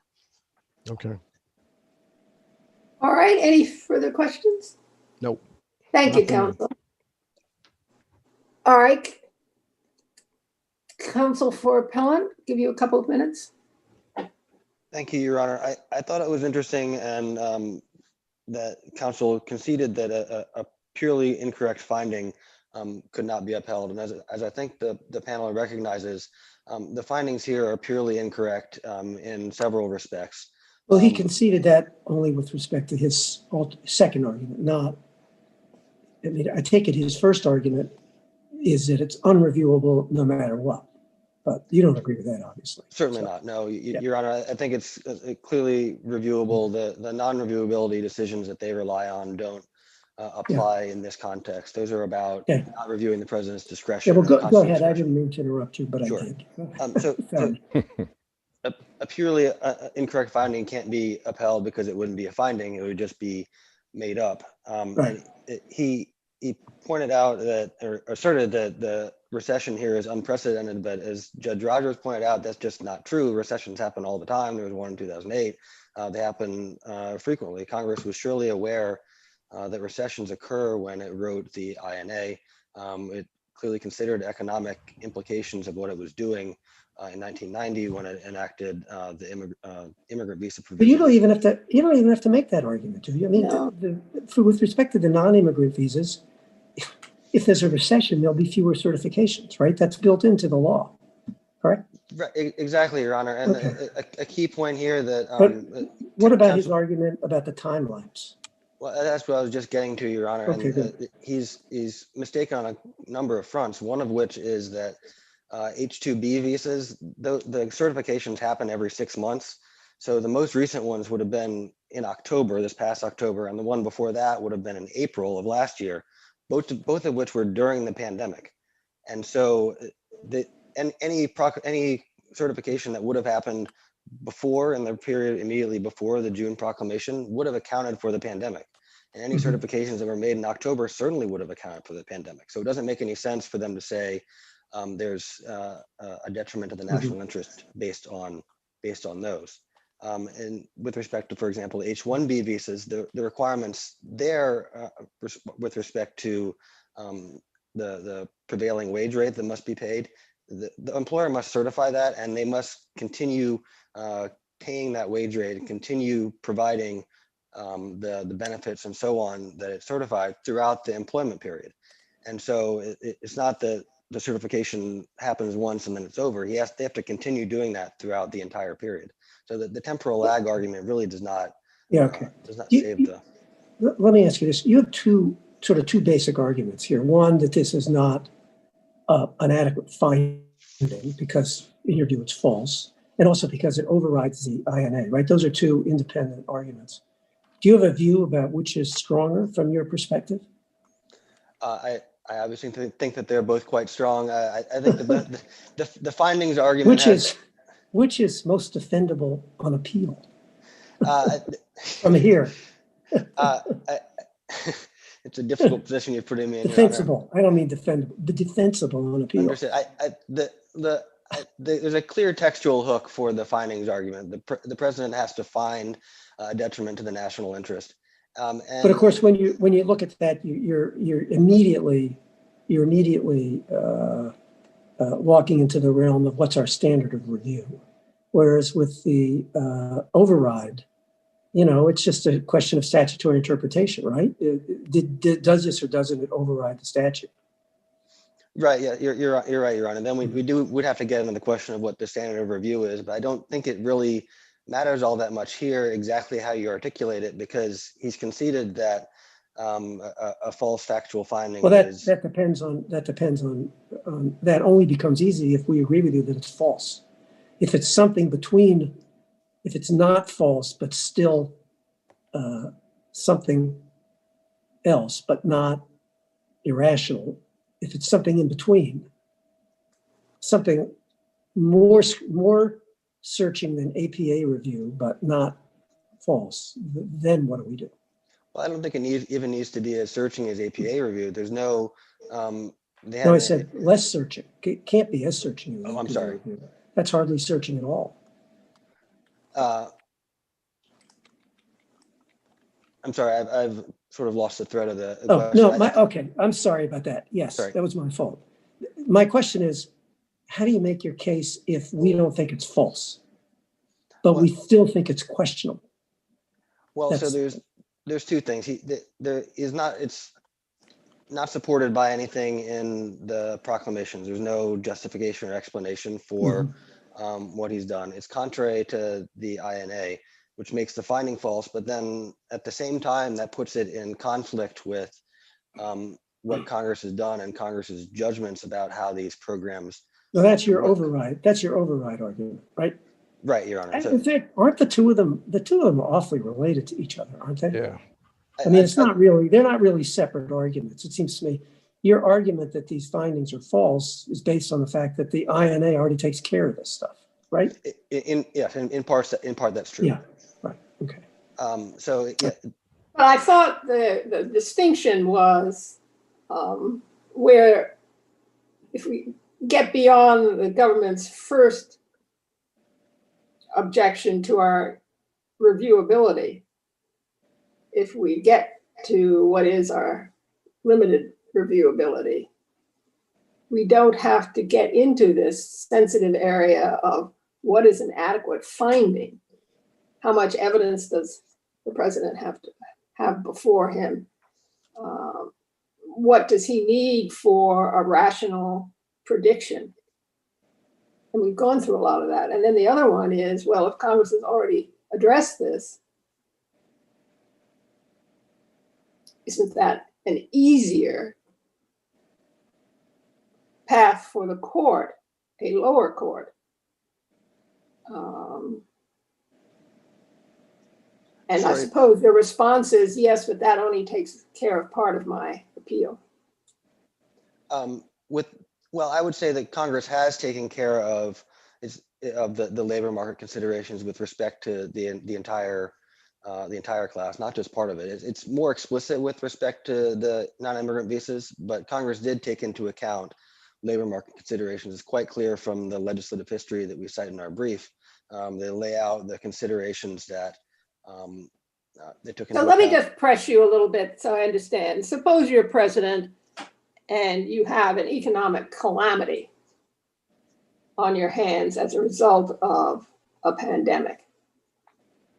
and you're trying to figure out what to do on a temporary basis, and you decide, let's just maintain the status quo for 60 or 90 days.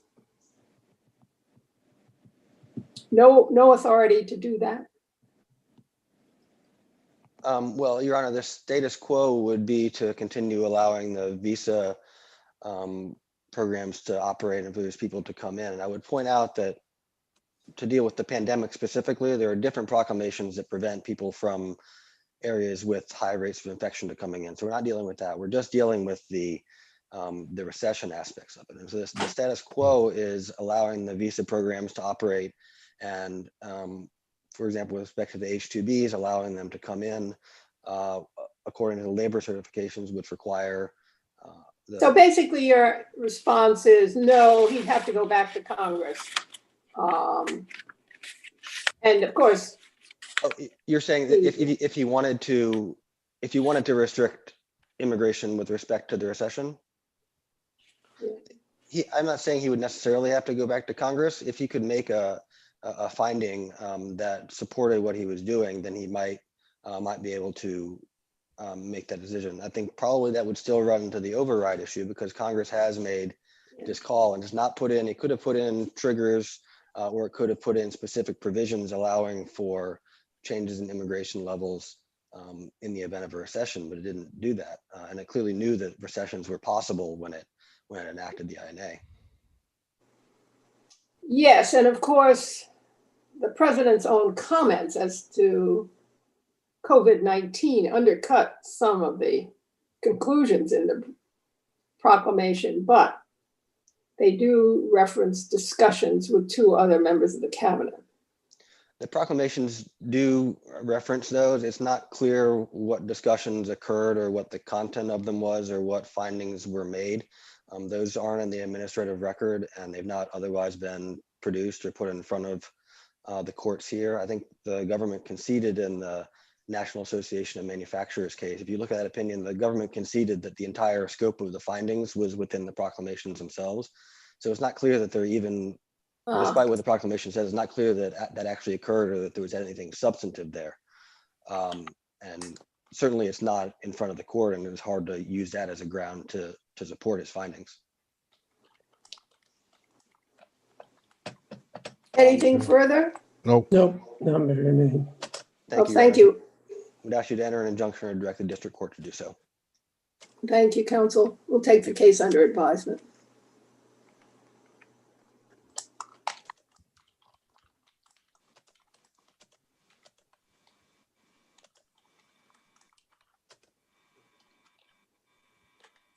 Okay.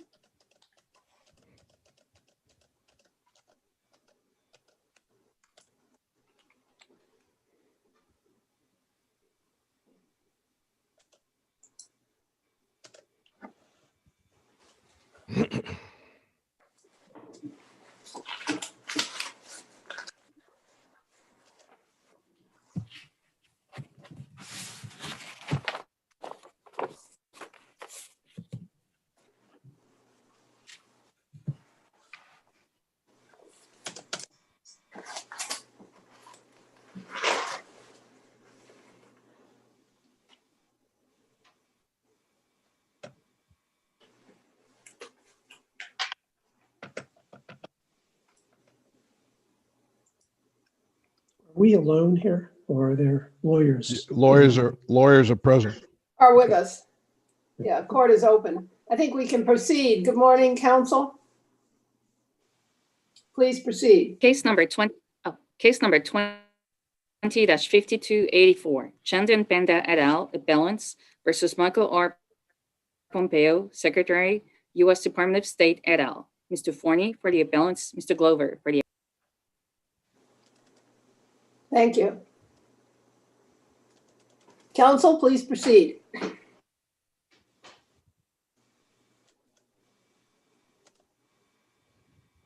Can't hear you. Really? I can't hear. Can't hear. Yours is on, Counselor? You can hear us? Oh, can't hear you. You can't, David, you can't hear anything either, can you? No, Neither can I. No, I saw, you had already said you couldn't, Judy. Yeah. I don't, huh. You Can sure you- you sure you're Can you not check muted? the mic for your muteness? For the muting?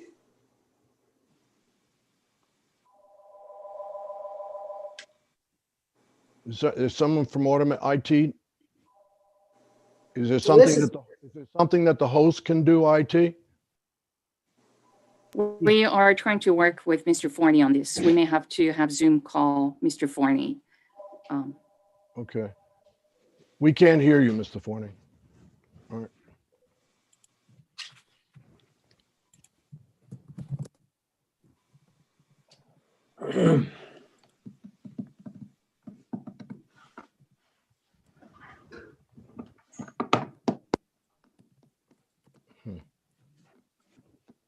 Mr. Forney, I'm having Zoom call you.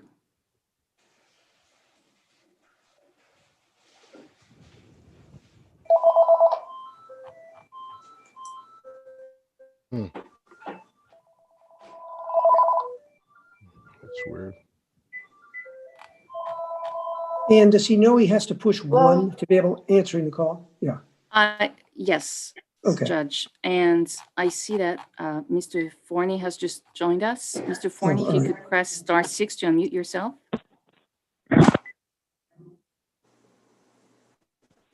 And please speak into your phone.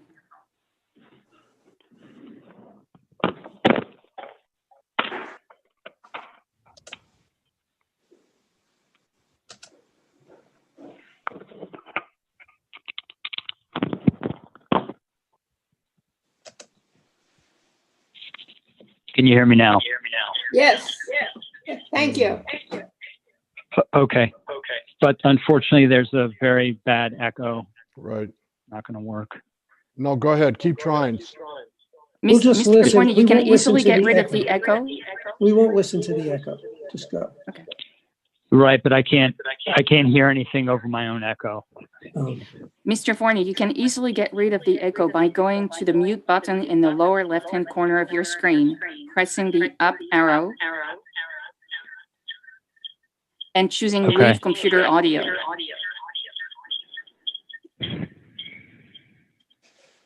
Okay. Can you hear me now? Yes. Okay, thank you. I apologize for the problem. Could I just Thank you, ask Judge. counsel, were you able to hear the last argument? Yes. Thank you. Okay. Yes, well, thank you, Judge Rogers, and may it please the court, Jeffrey Forney on behalf of Chandan Panda and other appellants. Each plaintiff in this case is the beneficiary of an approved skilled worker H-1B petition or a derivative, a family member, who's had been residing and working in the United States for, in many cases, in many years in H-1B status. And many of those plaintiffs have approved permanent labor certifications certified by the Department of Labor after their employers tested the domestic labor market for their jobs. And they've, for that reason, started the process for gaining permanent residency in the United States. But Proclamation 10052 undoes all of those settled administrative determinations. It negates those determinations by displacing the detailed and reticulated statutory framework governing the employment of the plaintiffs in H-1B status. The proclamation doesn't simply supplement the statute, it negates the H-1B program, which the Department of State then subsequently under the proclamation redefined contrary to statute by imposing novel criteria on the program, further preventing plaintiffs from coming back to the United States to rejoin their family members or take up prior existing employment relationships with their employers in H-1B status. Now, the proclamation stepped into a space that Congress already addressed with respect to the H-1B program.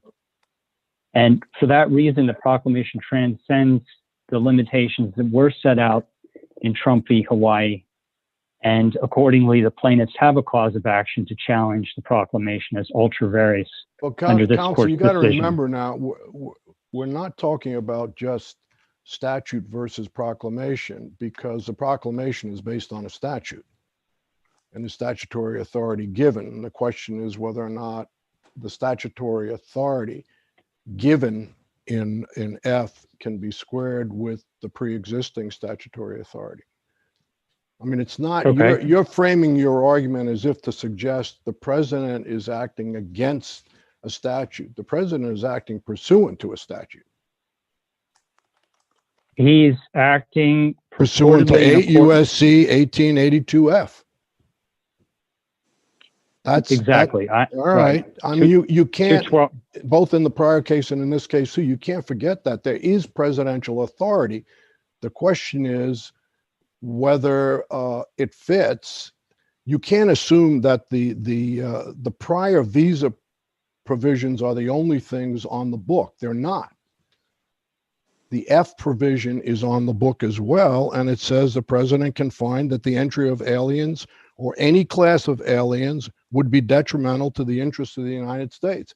And the Supreme Court has said that is broad authority, and assuming there's no unlawful delegation thing, you have to square it up. You can't just assume that what the president has done is non-statutory as against the provisions covering visas. That's not accurate. Okay, but that wasn't what I was arguing. Well, that's the way it's The- coming the- across, and that's what I've been concerned about. The president is acting pursuant to statutory authority. So where has he gone off base? He's gone off base by entering a proclamation that was entered under 212F. We understand that.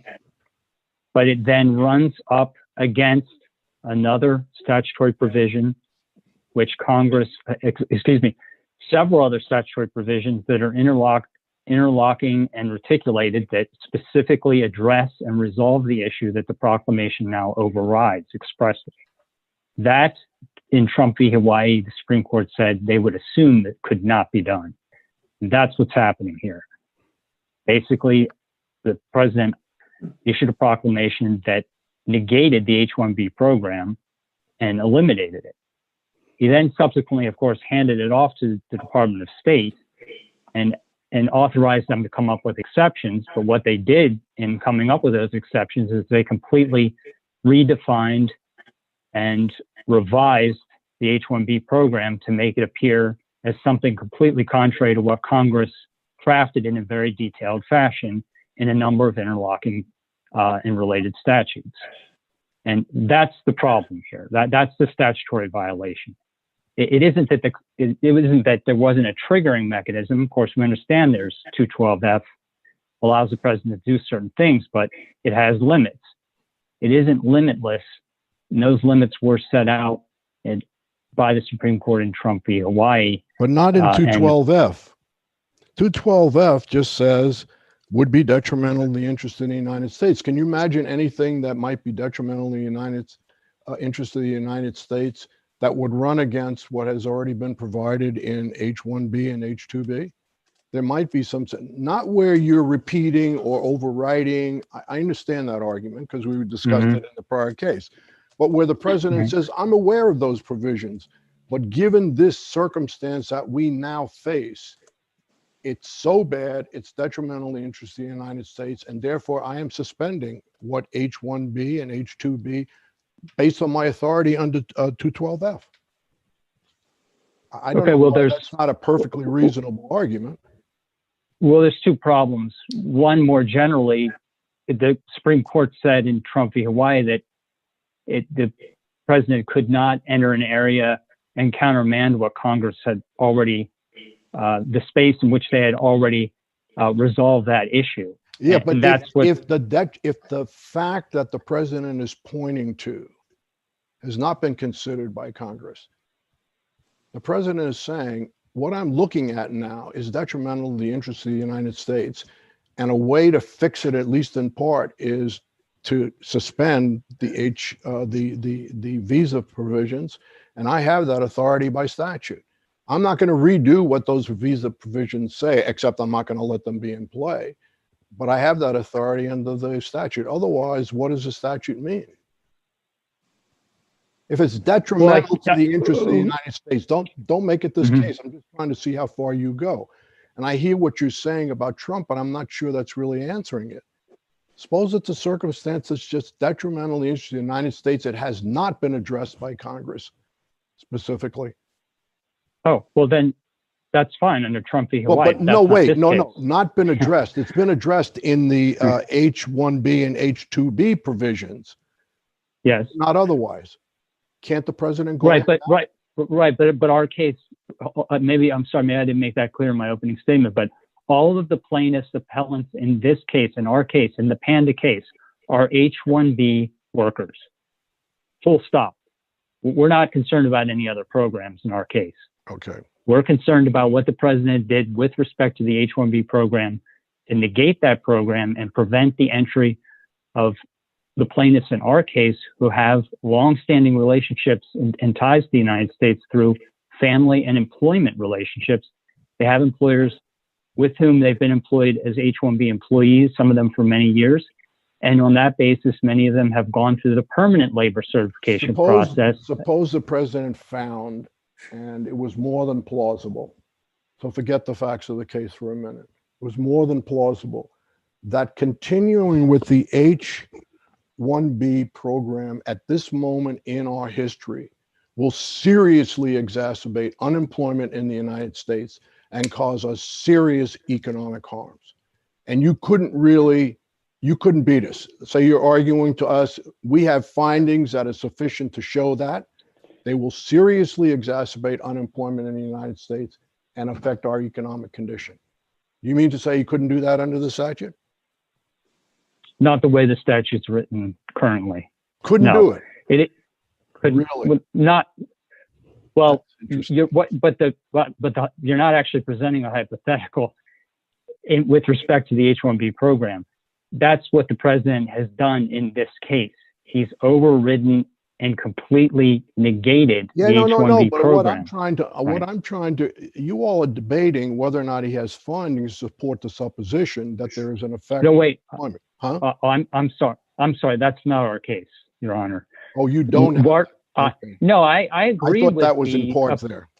No, I agree with the appellants in Gomez that there are not sufficient factual findings. And in fact, the factual findings with respect to the H-1B program, as set out in the proclamation, contradict the Bureau of Labor Statistics. So you have one part of the government contradicting the other, but that's not our case. We're not contesting the factual findings.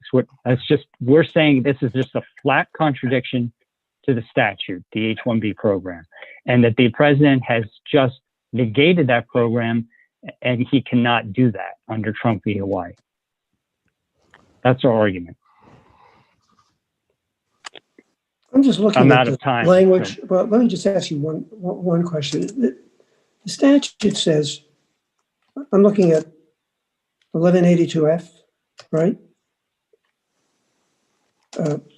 Whenever the president, he makes his findings, he may by proclamation, suspend the entry of all aliens or any class of aliens. Suspend. Isn't that what he's essentially done here?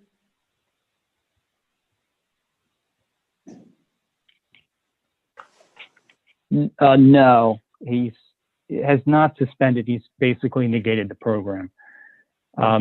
He's made it so the program doesn't exist, despite the fact that there were already certifications done by the Department of Labor, and all of our plaintiffs had approved petitions that were entered by the Homeland Security. Okay. I understand. Thank you. I don't have any further questions. So I'm out of time unless there's any other questions from any other What is judges. tell me again the language in Trump that you think makes it dispositive, even though he finds something that's detrimental to the interest of the United States, he can't suspend, not eliminate, suspend the H-1B visa. So there's two sections. Study from Trump v. Hawaii, 138 Supreme Court at 2411. There's a provision there where the Supreme Court indicated that we may assume that 1182F does not allow the president to expressly override particular provisions of the INA. And then relatedly, later on page 2412. 2411 was the first one? Yes.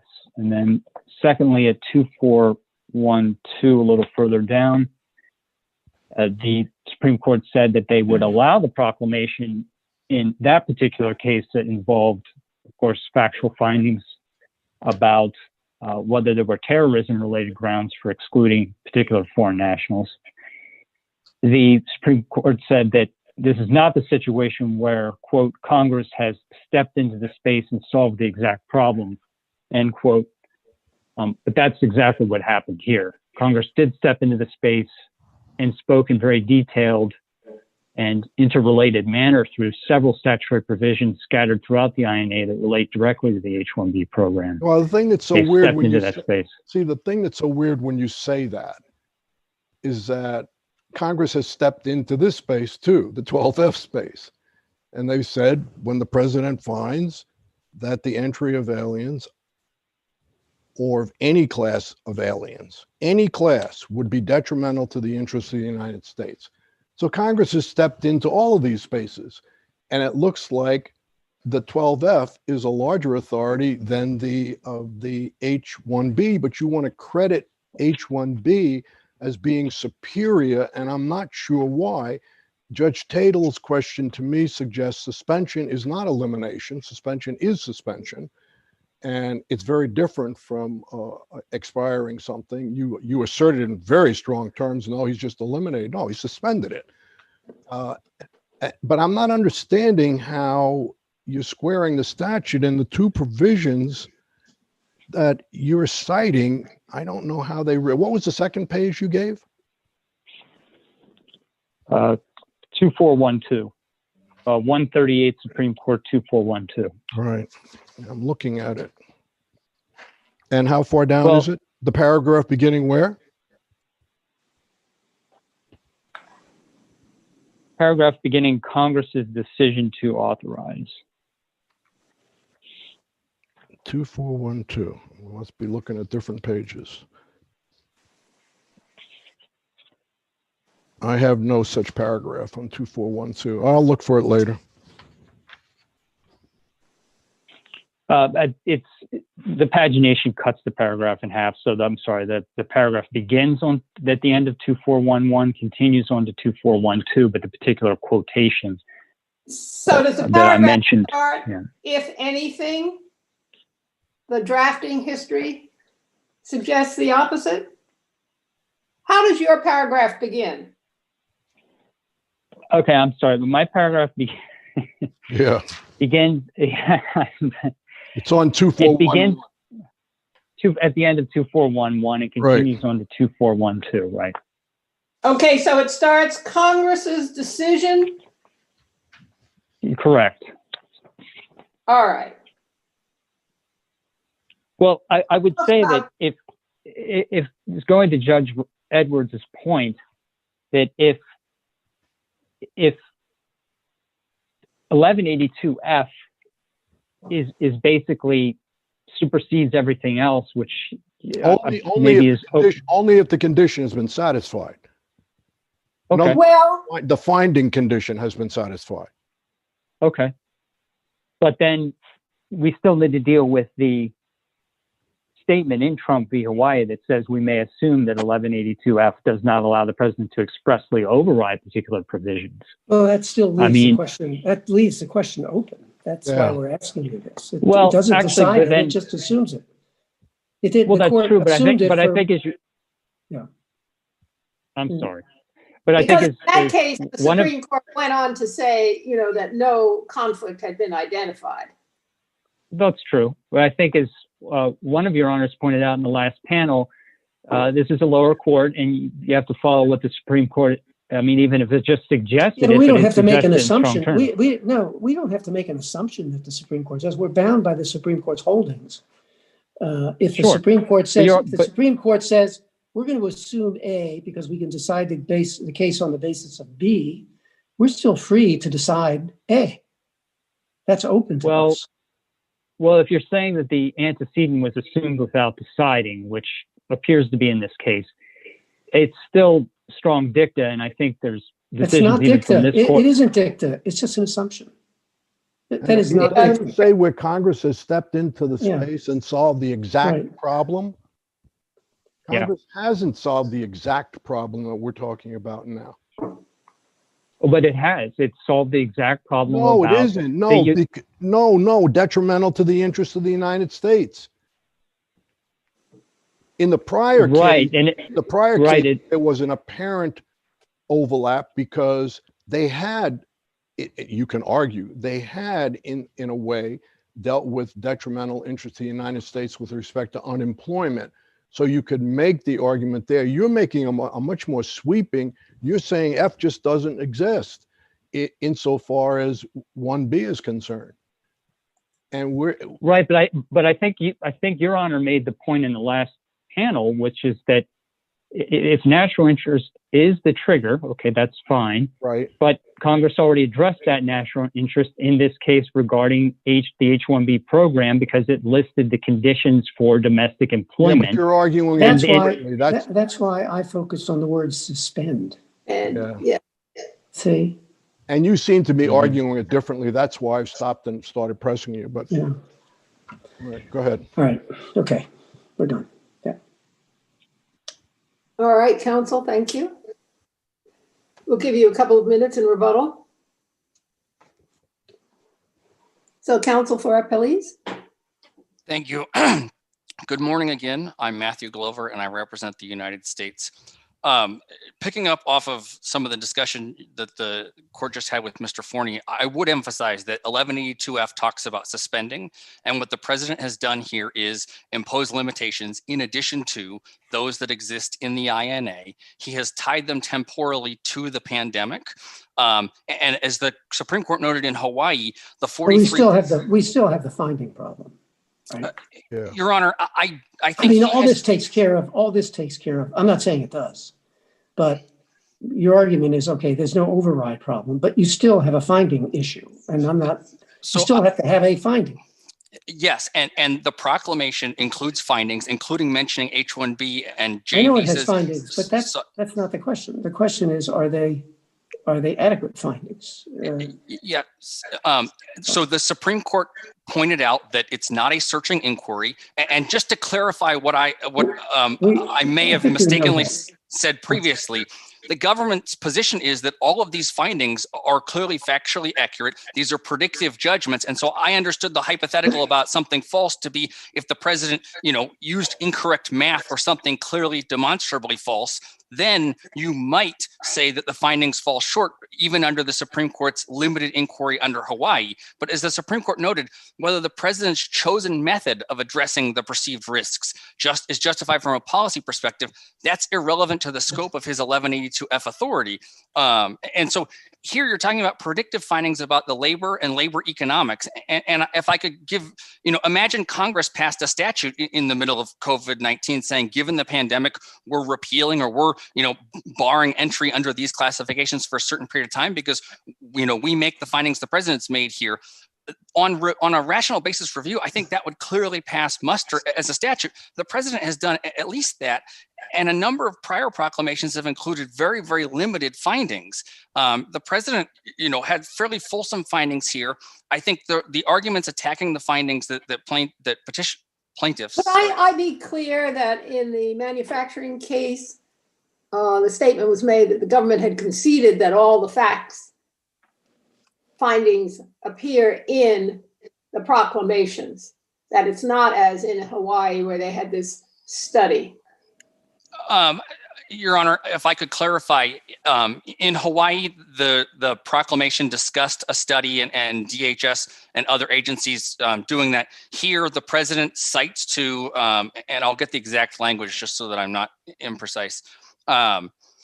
The president says that the Secretaries of Labor and Homeland Security, quote, found that the present admission of workers within several non-immigrant visa categories also poses, and he's talking also because he was talking about his prior proclamation, also poses a risk of displacing and disadvantaging United States workers during the current recovery. And then he goes on to say, American workers compete against foreign nationals for jobs in every sector of our economy, including against millions of aliens who enter the United States to perform temporary work. Counsel, I know that, but it's not as though there's a footnote or anything citing on what basis. He says the secretaries say this, but on the basis of what? Your Honor, I think this goes to the Supreme Court's language in Hawaii that the president is not required to connect every dot or to. No, this is not connecting dots. This is, I have two secretaries who made these findings. I have two secretaries that made these recommendations, and I find the president's the one making the finding for purposes of 212F. But Your Honor. So at a casual 5 p.m. cocktail hour, the secretary said, oh, yes, Mr. President, you ought to issue these proclamations. That's very different than what the Supreme Court had in Hawaii. I'm just trying to understand, because in the last argument you mentioned there are all this evidence, but then on rebuttal, counsel said, but the government had conceded that all the evidence on which the government is relying is included in the proclamation. So let's assume that the secretaries made these recommendations. Just suppose that there's no basis for these recommendations. That's one. And two is that literally my hypothetical is correct, that the secretaries did make these recommendations at a 5 p.m. cocktail hour. So, Your Honor, 212F requires the president to make a finding. In Hawaii, there was similar arguments made that the president hasn't shown his work and that the secretaries haven't shown their work. The court not only rejected that argument, but it noted that in the 43 prior proclamations, or many of them, it could be as limited as a paragraph or a couple of sentences that were findings. How about my hypothetical? I think the finding needs to be contained in the proclamation. That's what I understand Hawaii to say. Here we have findings in the proclamation that are sufficient. The president has made predictive findings related to labor economics and the labor market in light of this unprecedented, I mean, maybe the court doesn't like that word, but this. In Hawaii, that the Supreme Court just ignored the study. I'm not saying that the Supreme Court ignored the study. I'm saying the Supreme Court was clear that in citing two other proclamations that had limited findings without, putting forward the background evidence. I apologize. But how about my hypothetical? I just want to be clear where the government is on that.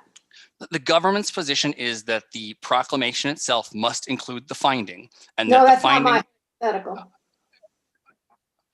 Your Honor, I would need to see the finding in the proclamation in your hypothetical. I apologize if I've forgotten what the hypothetical is.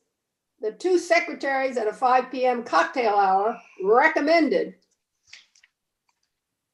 the president issue a proclamation barring immigration, period. And that's what the proclamation states? The proclamation states exactly what it states here. The two secretaries recommended. That's all I'm trying to understand is, I think that the context in which the Supreme Court was dealing in Hawaii was so different. It doesn't necessarily mean that it fails here, but it was a very different, the court didn't need to have any doubts about, was this a 5 p.m. cocktail casual recommendation or not? This thing had been studied elaborately. Your Honor, the purpose of 1182F is to allow the president to react to, wars, pandemics, sudden, actions. So your response is it doesn't matter if the president acted on the basis of a 5 p.m. cocktail casual recommendation. If the president had the exact same findings he has here, the test in Hawaii is looking at the findings that are in the proclamation because that's the sole prerequisite for it. And these findings are clearly in excess of many of the others. If I could give one example of Proclamation 65. I know, but counsel, the weight of something and the fact that you have, 1,000 findings that are all irrational, that doesn't help your case. I'm just trying to understand what you understand the Congress intended when it said the president must find that he needs to act because failing to do so by proclamation would be detrimental to the interests of the United States. So Congress said whenever the president finds the entry of aliens or any class of aliens in the United States would be detrimental to the interests, he may, not necessarily, issue a proclamation. I think Hawaii pointed out that this exudes deference. It grants sweeping authority, whether to suspend entry, whose entry to suspend. All right, I understand. You're not going to answer my question. Your Honor, I've asked it 3 different ways, and you don't want to answer it, and that's fine. But I just want to be clear that the government has not addressed this question. All right. It doesn't want to address this question. And I think that's relevant to how our limited review is conducted. Let me have one more attempt and cut me off. The government's position is that you don't look behind the finding. And when you're conducting the Hawaii 212F analysis, you don't look behind the finding that's on the face of the proclamation. And so in your hypothetical, you had the same findings here. Those findings should be upheld. And the findings are often much more limited than what we have here. Hawaii noted you're not required to sort of spell out every discussion. I'm trying to think if there's anything else I'd like to hit. And as to the discussion about something being clearly false, these are predictive findings. They are not clearly false. And the president is making judgments about what he thinks the labor market would be appropriate. And I think this goes to some of the questions Judge Edwards had for plaintiffs' counsel about being aware of the H-1B and H-2B, but determining in light of the current factual situation that admission of those aliens is detrimental. I see that I'm. Yeah, but doesn't the court say we would be concerned if you have these statutory provisions and you're using F to step into a space and solve a problem that has already been addressed by Congress? But F is designed for, unexpected changed circumstances. But we've gone through this again before. I don't want to do it again, but I just want you to understand my concern. Are you stepping into a statutory space, it's something like into the space and solve the exact problem? And if the reason given is unemployment, and that's the only thing we're talking about, and that's what the detrimental to the interests of the United States is about. That has been addressed in 1B and 2B because there are certification procedures that address that. So that's the strange thing. Though I think you agree that I think you can tell me if you don't agree, that if what the president is doing is invoking F to step into a space that has already been handled by Congress, then we got a concern. No, I think F provides the president, assuming that he makes findings and you have this, suspension. It's a suspension. It's not a permanent bar to add to the prior requirements. And so I would disagree. We think F, which exudes deference, provides that authority to suspend based on categories. But then what you're really effectively doing is saying for those 2 categories where you're arguing they're adding to. So your findings have to deal with that too. The unemployment has already been addressed in the 1B and 2B categories. Congress has explained how that should be. Wait a minute. You're saying, but the president's invoking F now because there's an even greater unemployment problem of some sort. And that causes us to wonder, well, where has that finding been made? What's the greater? Because 1B and 2B address unemployment as it might, or displacing American workers that might be a threat to the American economy because there's an arrangement to deal with it. So how can you use F to step into that space that's been dealt with?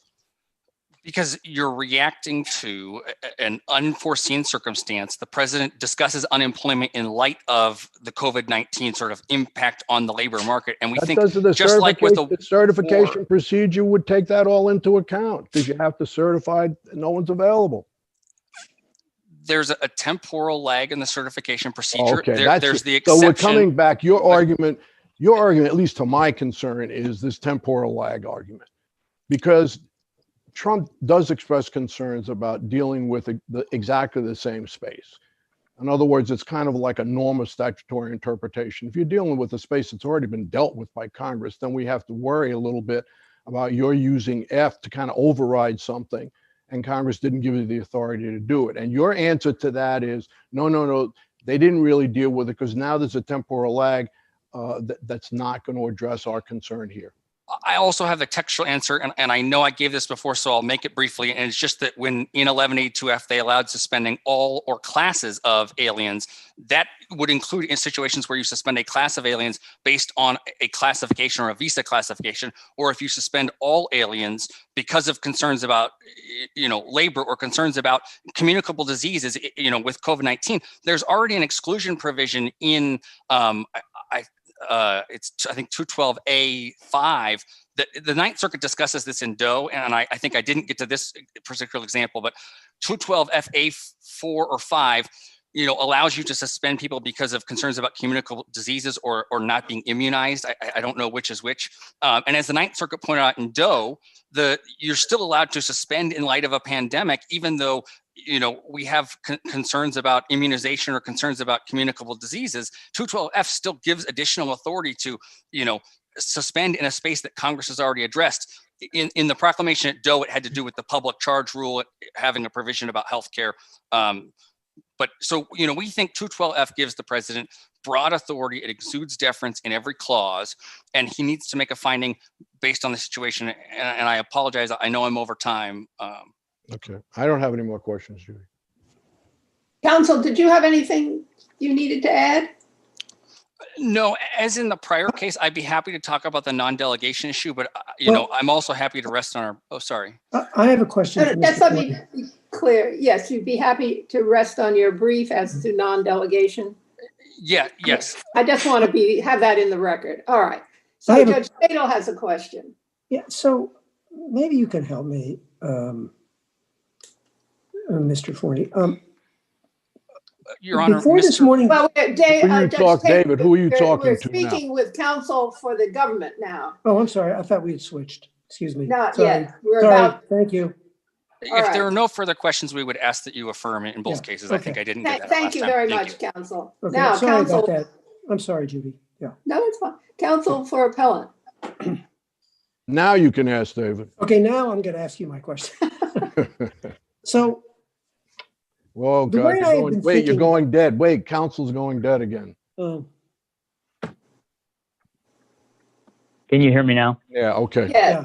Okay, right, thank you. All right. So the way I had been thinking about this before this morning, before the oral argument was, as I looked at the finding question, your argument, as I understood it, was that the finding here is false because with respect to HB1 visa holders, the statute itself provides protection for the U.S. labor market, right? Right. But the statute says the president may, if he finds it's detrimental, he may by proclamation, and for such period of time, suspend the entry. So why isn't the way to look at this to say, yes, Congress created, let's just talk about HB1. That's it for the time being, okay? Because that's what this is about. So Congress created this provision that allows people with HB1 visas to come in if it's certified properly. That is, if the certification, if the employer has a certification that it won't adversely affect domestic workers, fine.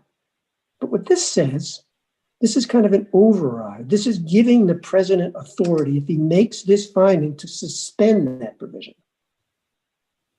But why isn't that the way to look at this statute? It's not an override. He's simply suspending it because of unforeseen serious circumstances that the United States finds itself in right now. So in other words, what I'm saying is, as you think about whether the findings are adequate, I'm no longer sure you can take account of the fact that the INN statute already protects the domestic employment market or domestic workers, because all he's doing is suspending that provision. Do you see what I'm saying? I probably didn't say it very clearly, but what's your answer to that? I think the distinction to be drawn, which is, if I understand your question, is the distinction between overriding a statute, eliminating a program, and simply suspending it. Suspending it, yeah. Right. Well, what's the answer? Well, I guess therefore, how can, in other words, how can its finding be false if your argument for it being false rests on the existence of the HB1 program's protection for domestic workers? Because all he's doing is suspending it. He's not overriding it. So therefore, the question therefore is, has he given an adequate reason? Let's set aside the standard of review. But has he provided information to suggest that the HB1 program is not adequately protecting domestic workers because of the unusual circumstances the United States finds itself in? That's my question. Okay, I think there's 2 points here. One is that with respect to the H-1B program, which is a skilled worker program, in which Congress gave much more enhanced detail about how that program would operate than, for example, the H-2B program, which is issued in the Gomez case. This has much more fulsome statutory provisions. 212N lays out in great detail the wages, working conditions for those workers and the certification process. Yeah, sure, it's detailed, but right. But the statute says he may by proclamation and for such period of time as he deems necessary suspend the entry of all entries or any class. So HB1. Well, I'm just no longer confident in the way I was looking at this an hour ago. So can you help me regain my confidence? Tell me what's wrong with this doubt that I have here. Well, I guess if you get into the granular detail, you should have significant doubt in how this was rolled out. The proclamation simply said no entry, full stop, end the program with respect to people entering. No, suspend. No, I know, but it's basically eliminating with respect to those individuals. I think that the reasoning of the NAM court was pretty clear on that it just simply, for these class of individuals, it's eliminated. But more specifically, the proclamation then handed this issue off to the Secretary of State to publish exceptions under a national interest guideline. Those exceptions, which appear in the appendix 95 to 96, completely redefine the H-1B program, impose conditions on it that Congress rejected, and transport other conditions from other visa programs and incorporate them into the H-1B program and make them necessary conditions for obtaining a visa and re-entering the United States. So that's exactly how this thing was rolled out. Shows that that's not a suspension. That was simply replacing the H-1B program, redefining it, putting in criteria that Congress had either rejected or put into other programs, and through the Secretary of State's actions, turned it into something that it's not, and made those necessary conditions for individuals who were otherwise to be classified as H-1B workers who had been approved by the Department of Labor and the Department of Homeland Security already, imposed new conditions redefining that program and making those necessary conditions for their entry. That goes beyond suspension. That is recharacterization and elimination. Okay. I don't have any other questions. I don't, Judy. Yeah. All right. Thank you, counsel, very much. We'll take the case under advisement. Thank you. This honorable court is now adjourned until Friday, January 15th at 9:30 a.m.